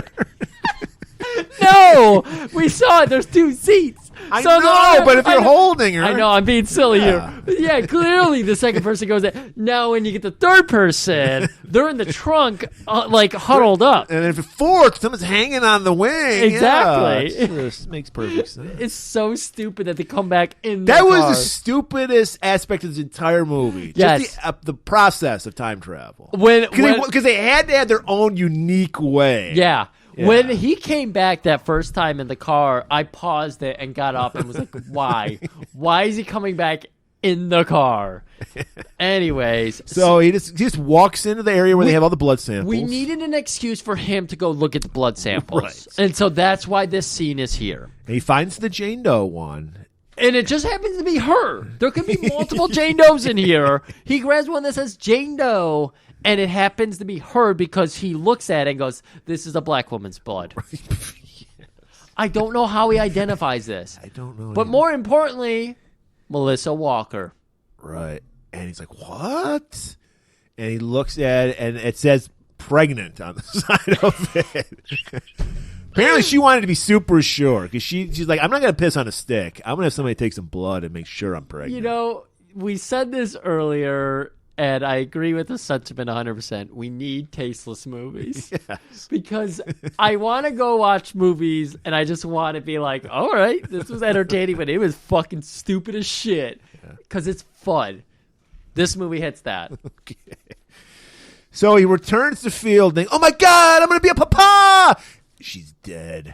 We see they didn't cover their tracks at all. They literally left the syringe in the IV with the poison, with the fucking strychnine, whatever, bleach, whatever they put in it. Apparently, they saw the past and saw that he went and looked at the blood work and was going to come back to the room because they basically, this is staged to look like Max killed Fielding because of course, it flatlines, the alarms go off and everything. Right. The nurse comes in and there's Max there with his dumb-looking face like, what happened? She is dead. Sir, you killed him. Please, sir, stop. Security, please, secure. He just walks past her, walks away. Right, and he goes down the corridor, and there he goes. Is that the Nesty Boys? Nesty, wait. Nesty Boys. Starts chasing after him, but now there's hospital security guards chasing him down. Of course, we know hospital security guards in 1994 were carrying rocket launchers. So he's like, I got to be careful. Be ready to jump and dive because that, void explosion. So he just goes into a random room. Yes. Doesn't check. He doesn't know what floor he's on. He just dives out a window. Right. Doesn't even look. Thankfully, they have some weird soffit system where it's just metal grating soffits. He grabs onto one. It gives, but just enough where it allows him to go to another roof and get down and hop down and parkours his way out of this He gets his way down, situation. and as he's getting down, you see him in the background. In the foreground, we see Melissa getting into her car. Oh, I didn't notice that. Yeah. Oh, that's very That's good. why I thought she worked at the hospital. And it's like, oh, she's got a pregnancy test, I guess. Again, this movie does not pass the bechamel test. They had great insurance, so she would actually go to the hospital to get a pregnancy That's test. incredible. Yeah. I'm going to be in that limbo scene again where it's That's like, when, I don't even this know was, if I have insurance. This was because Macomb didn't have the power to shut down Planned Parenthood, so Yeah. she got the pregnancy test. They asked me Friday, my work did, hey, you going to be in Boston on Monday? And what did you say? Said, no. How am I supposed to get to Boston on Monday? Time travel? Time travel. Yeah. Anyways. So if you could you go, if you're going to Boston and time traveling, can you stop Larry Bird from stealing Isaiah Thomas's pass in 1987? Dude, I would love to. But then we went and have that fucking amazing documentary. That's true. Of course, voiced by Kid Rock. He did ruin If I it. did anything, I would change who did the voiceover. I would take anybody. I'd take Ted Nugent over fucking Kid You'd rather Rock. have the Nuge on there? I've seen the Nuge play the national anthem at a Piston game. In that era. Ted Nugent walked by. He was at the Silverdome, and Ted Nugent walked right by me. I said, "Hey, that's Ted Nugent." Hey, that's Ted Nugent. You said that to Ted Nugent. Hey, that's Ted Nugent. And he said, "Wang dang, sweet poontang." And this Kid, have you had any poontang? I said, "Not yet, sir. I'm only 12." Is it like a peach? Sweetest peach you'll ever eat. That's what got me into peach eating. That's right. It was, you were gay until... Yeah, I was gay until I hit puberty. And then I said, hey, I like women. That's why you're so... Don't tell me gay conversion doesn't work. God damn, Ted Nugent turned me. So Max goes to the mall because this is October 10th now. It sounds like we're completely making this up at this point. Yes, Max is defeated and goes to the mall. Right. He wants an Orange Julius. He needs to lick his wounds, get a salted pretzel and an Orange Julius. Go to Hot Sam's, get that salty, the really crusty ass road salt on it. I like hot pretzels, but I was at this was like probably 35 years ago. I was in a line at a Hot Sam's. Woman asked for more salt. It's like it's like fucking road salt. Did you get her number by chance? I love a dry woman. She's dead by now. She was an old elderly lady back then. So she's dead, long dead. That's too bad. Because of salt. She had high blood pressure. I always tell Kayla, my biggest problem with you is you don't ask for enough salt. Because that dries everything right up. You know how I am, Murray. God, you must have scars on your dick. So he's gonna. What was the scene for now? I don't even know. Like, he's just Murray. Okay. Everybody, we need to calm down for a second here. Let's breathe together. We're in the home stretch right now. Yeah, we are in the home stretch. We're like 6 paragraphs from done. We're going back to the mall because now we're at the first scene of the movie. Yeah, I know that. But why is he doing that? Because he needs to interact with Melissa. He needs. Has he just said "fuck it"? I don't care anymore. Because, I mean, I guess he can go back. He just decided he's going to save his wife. Did he finally decide? He could have done that before he came back the last time. He's trying to say, he's trying to finally. He's like, everything is fucked now, so I might as well fuck it a little further. Okay. But as we know from time traveling, he's already done this. So the future we had been watching is the future that we already saw here. Yeah. So none of this actually matters. we know why Melissa was looking so concerned. Exactly. And that's why I pointed it out. Right. So he meets her like 15 minutes before Walker shows up. That's right. And she, rightfully so, when she sees that mullet, she's disturbed. She's like, "You are not my husband. Who is this man who looks like my husband but has the worst hair I've ever seen?" Right.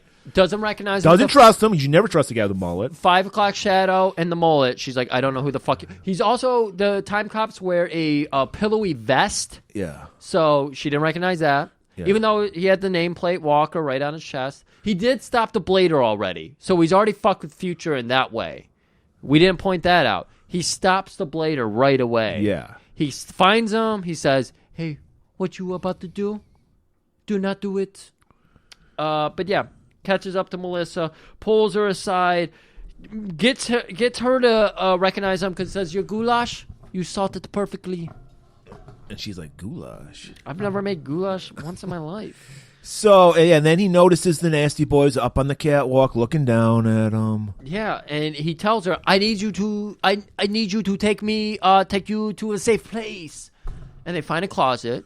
Right. And, of course, in the malls, I'm sure there's plenty of closets like this for the patrons to go fuck in or something. Yeah. It was a closet at Spencer's. Yeah, it was a So Spencer's. she grabbed some edible panties, and they went off in there. There was a disco light and everything, Yeah. and Al Green was playing. Yeah. Yep. And, he explains, hey, you're goulash. And she's like, that sounds like my husband. Yeah. He's got to prove that he is her husband from the future here. You have something very special to tell me today. And he tries to tell her, like, you need to tell him regardless. Don't let a phone call interrupt you. Just tell him your big news. And she's like, okay. And then he tells her, but don't tell him anything about me. Yeah. So tell him everything and don't tell him anything. Yeah, because why? Well, he doesn't want her to know that he is a time traveler because that would fuck up the past, which fucks up the future, which is the past that he already fucked up because he intervened. This is why I hate time travel movies. No, it gets too fucky. It's really stupid. And he already stopped the rollerblader. So does that mean in the first scene that the rollerblader was already stopped by Max, but still looted the old lady? No, Yes. it was a ripple effect. You need to change it? Well, I don't know. I think you found the one major flaw of this movie. It's the rollerblader. Yeah. Yeah. Or this guy really, he's a hardcore heroin addict. He's like, I need drugs. I don't care if this guy threatened my life. Or maybe they do a fucking great old-fashioned wrestling swerve and he has a twin brother who wears the same fucking... Well, of course, twins always wear the same outfits. Exactly. So, very confusing. He kisses his wife hard. Yeah. Very hard. And it made me think, who's got the bigger dick energy? I think we did this 3 hours ago when we started this episode. Yeah. So we were not going to go over that again. But he leaves her. Go back in time and... He leaves her, and we think that Max is going to fuck right off and leave them all together. No. He goes and finds a nice, quiet place to watch himself. Who has the big dick energy? The guy watching himself be a man with a woman? Exactly. Or the guy being a man with a woman? Time cops are very feeble, is what you're telling me. Yeah, they're too busy fucking anime pillows. That's right. So, yeah, he watches that while looking at that picture that he's kept all these 10 years. Yep. That night, it's like we're right. Why didn't we have a repeat of the sex scene? No, they just cut right to the post-fuck scene. Right. And it's the scene where she's got to tell him something, and then the phone rings. Right. So she's heading downstairs, and inside her house in the foyer, there is Max. Just waiting there, and she's not surprised. She realized it. If this was the Andy Sedaris version, there would have been some double team action. I know we're taking from another Van Damme movie title. Yeah, they would have been spit roasting her. Yes. I'm sorry, we're getting too silly. Wouldn't that be weird? I mean, no, it wouldn't. Yeah, because you're still fucking your husband. You're not cheating on your husband, right? Yeah. Exactly. I feel like the weirdest part would be like I'm fucking somebody with another person that I don't know that's really weird to me. But no, it's like I'm fucking somebody with myself. Like I want her to appreciate me in this way. Like this is intimate still because it's me and me. Yeah. So it's incredibly intimate. You're being intimate with yourself. I know. So it's like intimacy times 100. Yeah. So I mean, all we're saying is, people, if time travel is invented, Go back and fuck somebody with yourself. Right. But don't touch. Do not touch. You stay. Stay at one hole. He stays at the other. Exactly. No double penetration. If your balls slap into your balls, you're gonna explode. Oh, I see what you're saying there. Yeah. I thought you were trying to go for like some kind of like Chinese finger trap effect, where it's like, well, no, that's exactly what you do. If you're both penetrating the person at the same time, is it like you're touching each other? But no. I'm just saying no ass, anal, and vaginal at the same time. Right. Ball slap. What happens if? Sorry. If your cum flies and hits the other one? No. What happens if that happens? But that is a good question. What I was going to go for, what happens if you both splooge and the splooges touch? Because it is your DNA and it is occupying the same space. Yeah, I mean, I would assume if your splooge hit the other guy, you would... That's your matter. I'm going to be honest here. Yeah. Stephen Hawking is a fucking liar. That is how black holes are made. Time travelers going back, fucking their spouses together and splooging, and they touch, and that's how black holes are made. You heard it here. It works for me, yeah. Thank God they didn't fuck in this scene then. So anyways, he tells... Well, that leaves this thing. What if... We're so close. He finished in her, and then the other one fucked her. And his dick just, like, disintegrated? Yeah, would that happen? It turned to that messy blob we're about to see inside of her? Okay.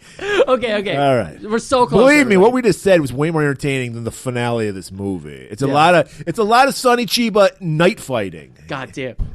We haven't done an episode like this without a guest in so long.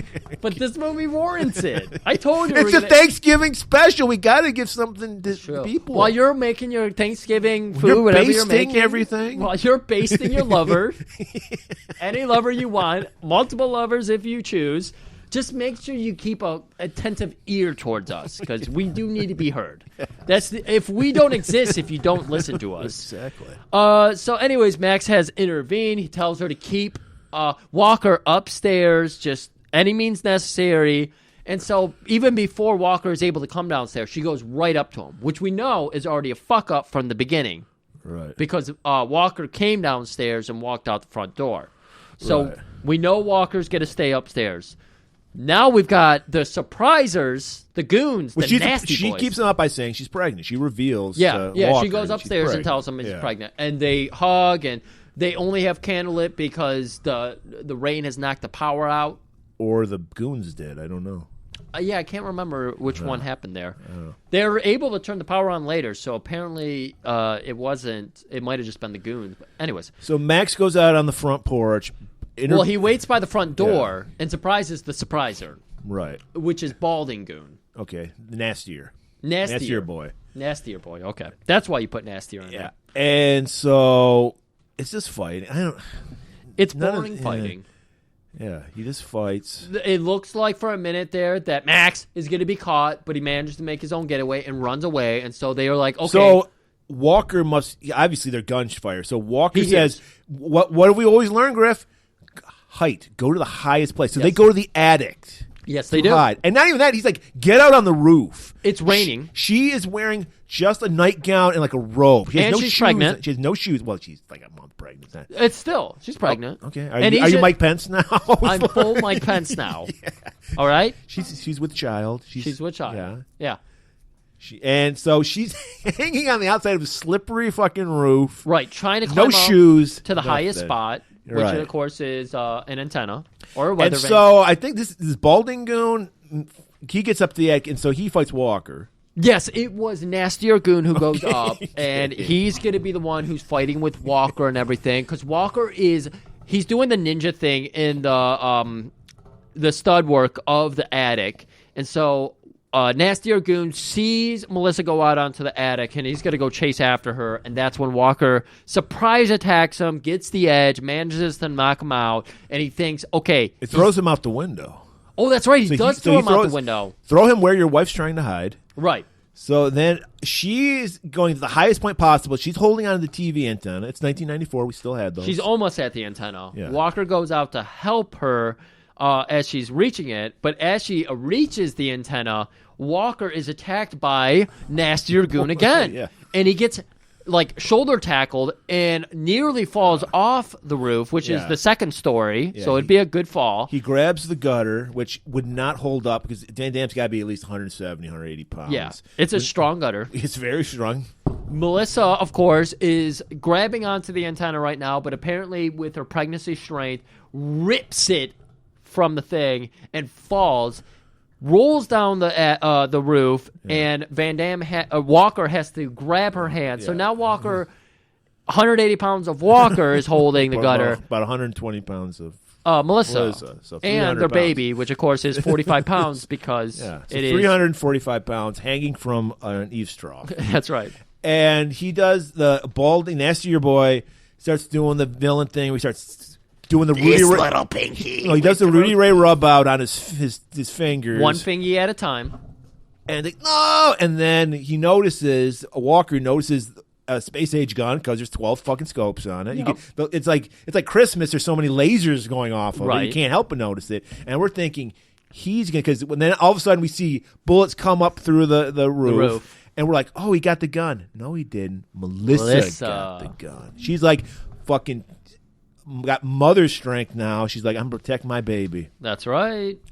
All right. And so, of course, Melissa manages to get back up. Walker manages to get it back up. And we see that Walker continues across the roof. I guess Melissa goes back. Yeah, Melissa goes back inside. Walker continues across the roof, I guess, to survey the scene and figure out where the other goons are. And other nasty boy is waiting for him and shoots him. Walker gets hit and falls and rolls off the roof. Now, Max is hiding outside the house. He sets up a trap where he just puts some pants on a clothesline, which oh my God. tricks fucking one of the goons. Yeah, the goons are looking around, and then they hear... and it's the pants slowly approaching him and just faster and faster and faster. So he freaks out and shoots the pants, and nothing's behind it. And then tap, tap. Hello, my friend. You shot my pants. My pantaloons. Knocks him out. Okay, so now he's trying to get back in the house. And he gets in the house, I guess. Yeah, he gets back into the house and he finds Macomb holding Melissa. Yeah, he's knocking goons out along the way, and he's just getting ready to throw the one goon out a window, and there's Max waiting for him with Melissa. Well, no, Macomb. Yeah. And we forgot to mention there was a scene, which you thought was a throwaway scene, where we see Aaron, young Macomb, walking through like the halls of the White House or something, and a secretary says, "Hey, you get to meet somebody or something. You got a call or something. You got a very important call. You they want you there at 5:00. Oh, thank you. Cancel my whole evening. Hey, and he's continuity." Bandage. Sonny Chiba will have a continuity. Got that bandage over that cut that he got at the factory. That's right. And he tells her, hey, what's your name? I feel like you're going to have a high position in my cabinet. She gives him a name. She said, Bobert. Yeah. And he said, yeah, I'll send you I'll send you an invitation to my limousine. And then as he walks away, he goes, a picture of my limousine. He's a nasty boy himself. Yeah. All right, so then we're back up in the room with Melissa being held hostage by Macomb, and he's gloating Max. about his poll numbers. He's like, I'm way ahead of DeSantis. Fucking George W. wishes he had these numbers. Gore has no goddamn chance. Florida is all backing me. And he's like, I came back to sew up the final loop, if you will. Yep. By killing Walker, so you won't even exist anymore. That's right. And the goon even says that. He's like, hey, we won. He's like, fucking idiot, he's here. Obviously, Walker's not dead. Right. Walker can't be dead because we're looking at Max right now. Right. And because Max is like, I'll give myself to you. Like, take me any way you want me. I know how you're into it. So, just take me. He's like, no, babe, I don't want you. I want Walker. I gotta get the Walker. Where's Captain Walker? So Nasty Boy is like, hey, man, we're okay. He's like, you idiot. You got to get Walker. Get Walker. He wouldn't be here. He's not dead. Go find him. So Nasty Boy, Moppy, as I called him, goes outside for Walker, and he's fucking him up. Right. And somehow Max gets outside because This Max is very literally. confused. Everything was so dark and rainy. It was so weird because there's just. I was waiting for Fender to show up. It was that Why fucking not? dark and rainy. Right. It reminds me of some of the Fender scenes because it's outside of a house that looked just like this house, and there was the well, and he lowers the person into the well and says, "Yeah, stop them," with this barbed wire, But Max, despite being in a hostage situation a minute ago, is able to just walk outside, and he gets a pistol, and it's looking really grim for Walker, which, of course, he cannot touch. So he walks right up behind Moppy and starts pistol whipping the shit out of him before he can really knock out Walker. All right. So the power comes back on the house. I don't know. I guess they have way better electrical line people than I do at my place. That's right. It's literally 15 minutes. They fix it. Max runs back in to find McComb still has Melissa hostage. But he's bragging about how, Max says something like, "How did this happen?" And McComb says something along the lines of, "Yeah, I went back and fucked with time some more," or something. I don't know. It's so stupid at this point. We're doing way too much. We're getting way too cute. We're overbooking the fuck out of this dumb movie. Speaking of overbooking, bandaged Aaron shows up and he's like, "Hey, what's going on? I heard there was an orgy in this house," and then he's like, he sees his future self again. Right. And he's like, "Didn't I see you yesterday?" Right. He's very confused about the whole thing. I was called and told to come. Who the fuck called and told you to come here? I did. And then Melissa just punches McComb in the dick. When in doubt, punch somebody in the dick. We learned that from Sonny Chiba. That's right. And then he gets shot. Well, Melissa gets shot. Oh, Melissa does get shot for that. You don't Right. punch him in the dick. Yeah, exactly. And then Max just grabs fucking Aaron and throws him into McComb. It's slow enough where they do the wrestling trope where he waits for his music to get played, and then he pushes them together after Melissa's been shot and nearly killed. And then Spoiler we get alert. some of the greatest CGI you've ever seen. God, it's so fucking good. So good. What did they turn into, like a creature? I don't know what was going fruitcake. on. What it was. It's a fruitcake, man. It's a amalgamous blob.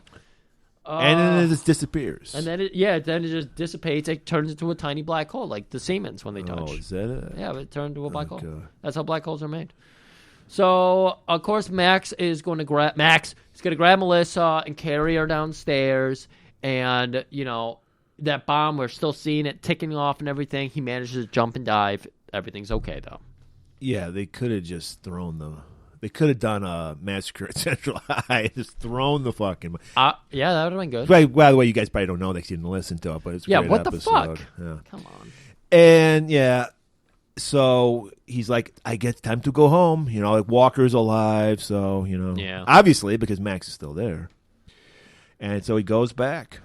Immediately arrives on the tracks. Everybody's waiting to greet him. Rolls in and that fucking Sign says Parker Data Link Systems. Everything is all good again. Parker's still alive. How is he alive? He died the day before they fixed everything. I What? don't know. Or wait, no, yeah, because what happened was when young McComb hit splooged with old McComb, he ceased to exist at that moment, so he never had anything any time beyond that moment. Right. Okay, so it makes sense. Yeah. Okay, all right. So we see that TEC is fully staffed now. Everybody's happy. Full government funding. Everybody's behind them. It's no longer defund the TEC. It's fund the TEC. Right. And he's got a quiz, Matuzak, who's Yeah. just like, "Hey, buddy, what's going on? You coming over for dinner? Goulash night. And of course, Max got to test the waters. What about Senator McComb? Who? You mean that senator that disappeared 10 years ago? What are you talking about? And then Okay. Max just smirks and goes, yeah. He goes about it. He's going further into the bowels of the building and passes by Fielding. And he goes, tell Bobby, I guess his name was Bobby Morgan, but we call him Bobby McGee. Tell Bobby McGee the clit is located right here.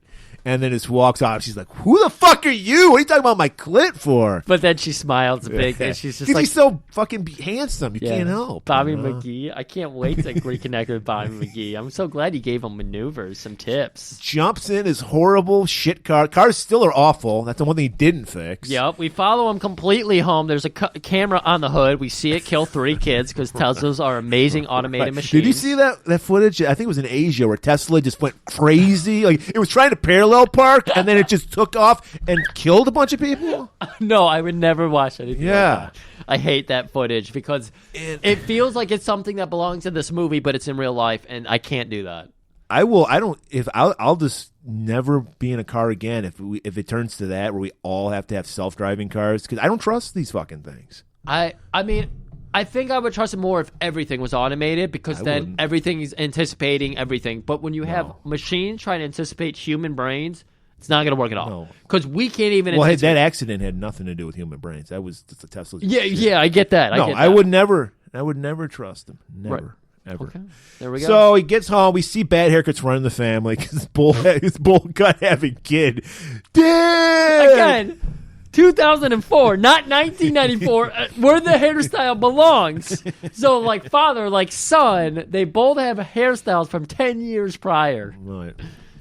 Gives big old smooch to Melissa. I have something to tell you. She had something to tell him. Oh, she pregnant again? It's a play on the first scene. Oh, I didn't get that. There you have it. You asked for it, people. You want a time code. I want a double team. And we made sure to give you a long episode so you could cook a whole Thanksgiving feast. You didn't have to talk to your racist uncle who's drunk by now. You said, I got to excuse myself. And you hide in the bathroom for 3 hours. This is the perfect spot for Raycon to have sponsored us because we could do a whole bit about how you didn't have to listen to any of your family while you were just hearing us entertain you. It'd be nice to have sponsors, but then again, we'd have to censor what we say, and I'm never doing that. Think about that evening. You go or after, especially since Griff ruined us financially with his crypto investments. Well, sure, you heard it was a sure thing. Hey, I closed the door and opened a window. Okay, all right, we'll figure it out. We'll squirm our way to another million. Okay, we always do. We always do. We always do. Did you have anything else to add? I am feeling like it's hard. I feel like this was our best Van Damme movie we've done yet, I think. Okay. As in episode on a Van Damme. I feel like we really gave this Van Damme movie everything it deserved. I thought our Bloodsport one was very good. It probably was. I don't know. I don't remember. Neither do I. So to our recollection, this is the best because we don't remember the last Van Damme movie we did. Goddamn right. Every episode's the best. I mean, we just keep growing and growing. That's right. That's the best way to look at yourself. Even if you don't feel like it was better than the one before, it's better because you have all the experiences from the time before. So I imagine at the time you're listening to this, we will be accepting the key to Detroit, which we always get every time at Thanksgiving Day Parade in Detroit. They've been promising that to me for my movie reviews. Normally they give it to Santa Claus because, it's Christmas time, but they're like, no, we're going to give it to the Golan-Globus guys. We are going to be the Grand Marshals. I remember... I'll just tell all you non-Detroit people. You might even get some because apparently when I don't know if she gets it now, but my sister who lives in Seattle, they would show the Thanksgiving Day Parade. They call it America's Thanksgiving Day Parade now. They used to always be when I was a kid the Detroit, but we're so ashamed of the word Detroit that we changed it. Really? Yes. That's fucking disgraceful. Yes. That should be Detroit. We need something here. It's a great fucking town. I mean, we have a love-hate thing. There's some awful things about Detroit, but it's still historically a great town. And we contributed a lot to the culture of the world. Right. I think you should always be frustrated with your local place to make sure Where it you always want grows it and better. grows and Yeah. grows. Yeah. So I don't think when you excuse yourself for everything that... So there was a time, I'm getting back to my point I was making. There was a time in the 90s, Tom Arnold, the ex of Roseanne Barr. That's his claim to fame. He was married to Roseanne Barr for a couple years. He was married to some chick from Bumfuzzle, Michigan. He got the fucking Grand Marshal position. We were so desperate to have anyone famous. Yeah. It's like there's no like ex-Tiger or something or like a ex-Motown person we can't just throw up there. Yeah, what year would you say this? It was sometime in the 90s. 90? It was probably 94 when this movie Travis came out. Fryman, Sweet Lou Whitaker. You There could have you got go, so man. many. Like Jet Lemon. The Tigers were not good, but we had fucking names that are on our wall at Comerica Park that could have been. Anybody would have been better than Tom Arnold. Fuck you. Yeah, John Claude. Get John Claude. That's how much self-loathing we had. But now we're proud. We got the G&G boys going to get that key to the city. We're going to get that key. We're going to go ahead and start a campaign right now on Twitter. If Twitter doesn't get shut down, we're definitely going to get it. All right, so everybody enjoy your Thanksgiving. What are you thankful for anything, Griff? What am I thankful for? I'm thankful for my new heating system. I'm thankful for it, too. I woke up and it was not as hot as it was supposed to be, but it was not 50 degrees. Yeah. And it is cold as shit in Michigan right now. Last week it was 70. Yeah, last week it was 70. This week we're dropping below freezing at night. Yeah. And I'm very thankful It's that my snow on house the is ground, over 60 degrees when I wake up. I'm thankful for that, too. Yeah, because those are miserable days. And, of course, I'm always thankful for the great, sexy, beautiful, smart listeners we have. Oh, thank you, listeners. You're so And the goddamn sexy, beautiful, great guests we always have. Ooh, oh, that last guest we had. Oh, my God. I think he's going to take over. I think he's going to be the number one in the... I don't remember your guys' last name. I'm sorry, but your household. The Hegemon? Hegemon. Are you... something. Hegemon Affinity? So, but hey, we still move on ever on. We don't stop for holidays. Next week, we're going to have a movie. It's going to be really fun. Most of you probably have never heard of this movie. This was a recommendation from our buddy, ex-WWE superstar Paul London, who always comes up with the great 90s martial arts movies. He's got so many hidden gems. And if you're a fan of Shoot Fighter, you're going to be a bigger fan of this movie. It's called Blood Moon. Yeah. Starring Gary Daniels, who I don't think we've ever had a Gary Daniels movie on. He's a 90s martial arts guy. We're kind of hazy on the 90s guys. Yeah, I don't know him by name. He's got a nice vacant stare that you're going to enjoy. That. Yeah, like There's that. a lot of hacking that Griff's going to enjoy in this movie. I love computer work. Frank Gorshin, TV's The Riddler, is the police chief. Oh, nice. And I'm not making any promises, but I am working on having the man himself, Paul London, on this episode. I'm not making any promises. He may not. He's like herding cats. He's a nomad. He's Cain. He walks the earth. That's right. So when I can pick him up, when I can send a whisper letter to him, sometimes he responds. Right. So if we get the right P.O. box, with or without him, we're doing Blood Moon. So see that next week. Have a happy Thanksgiving and keep it warm and basted.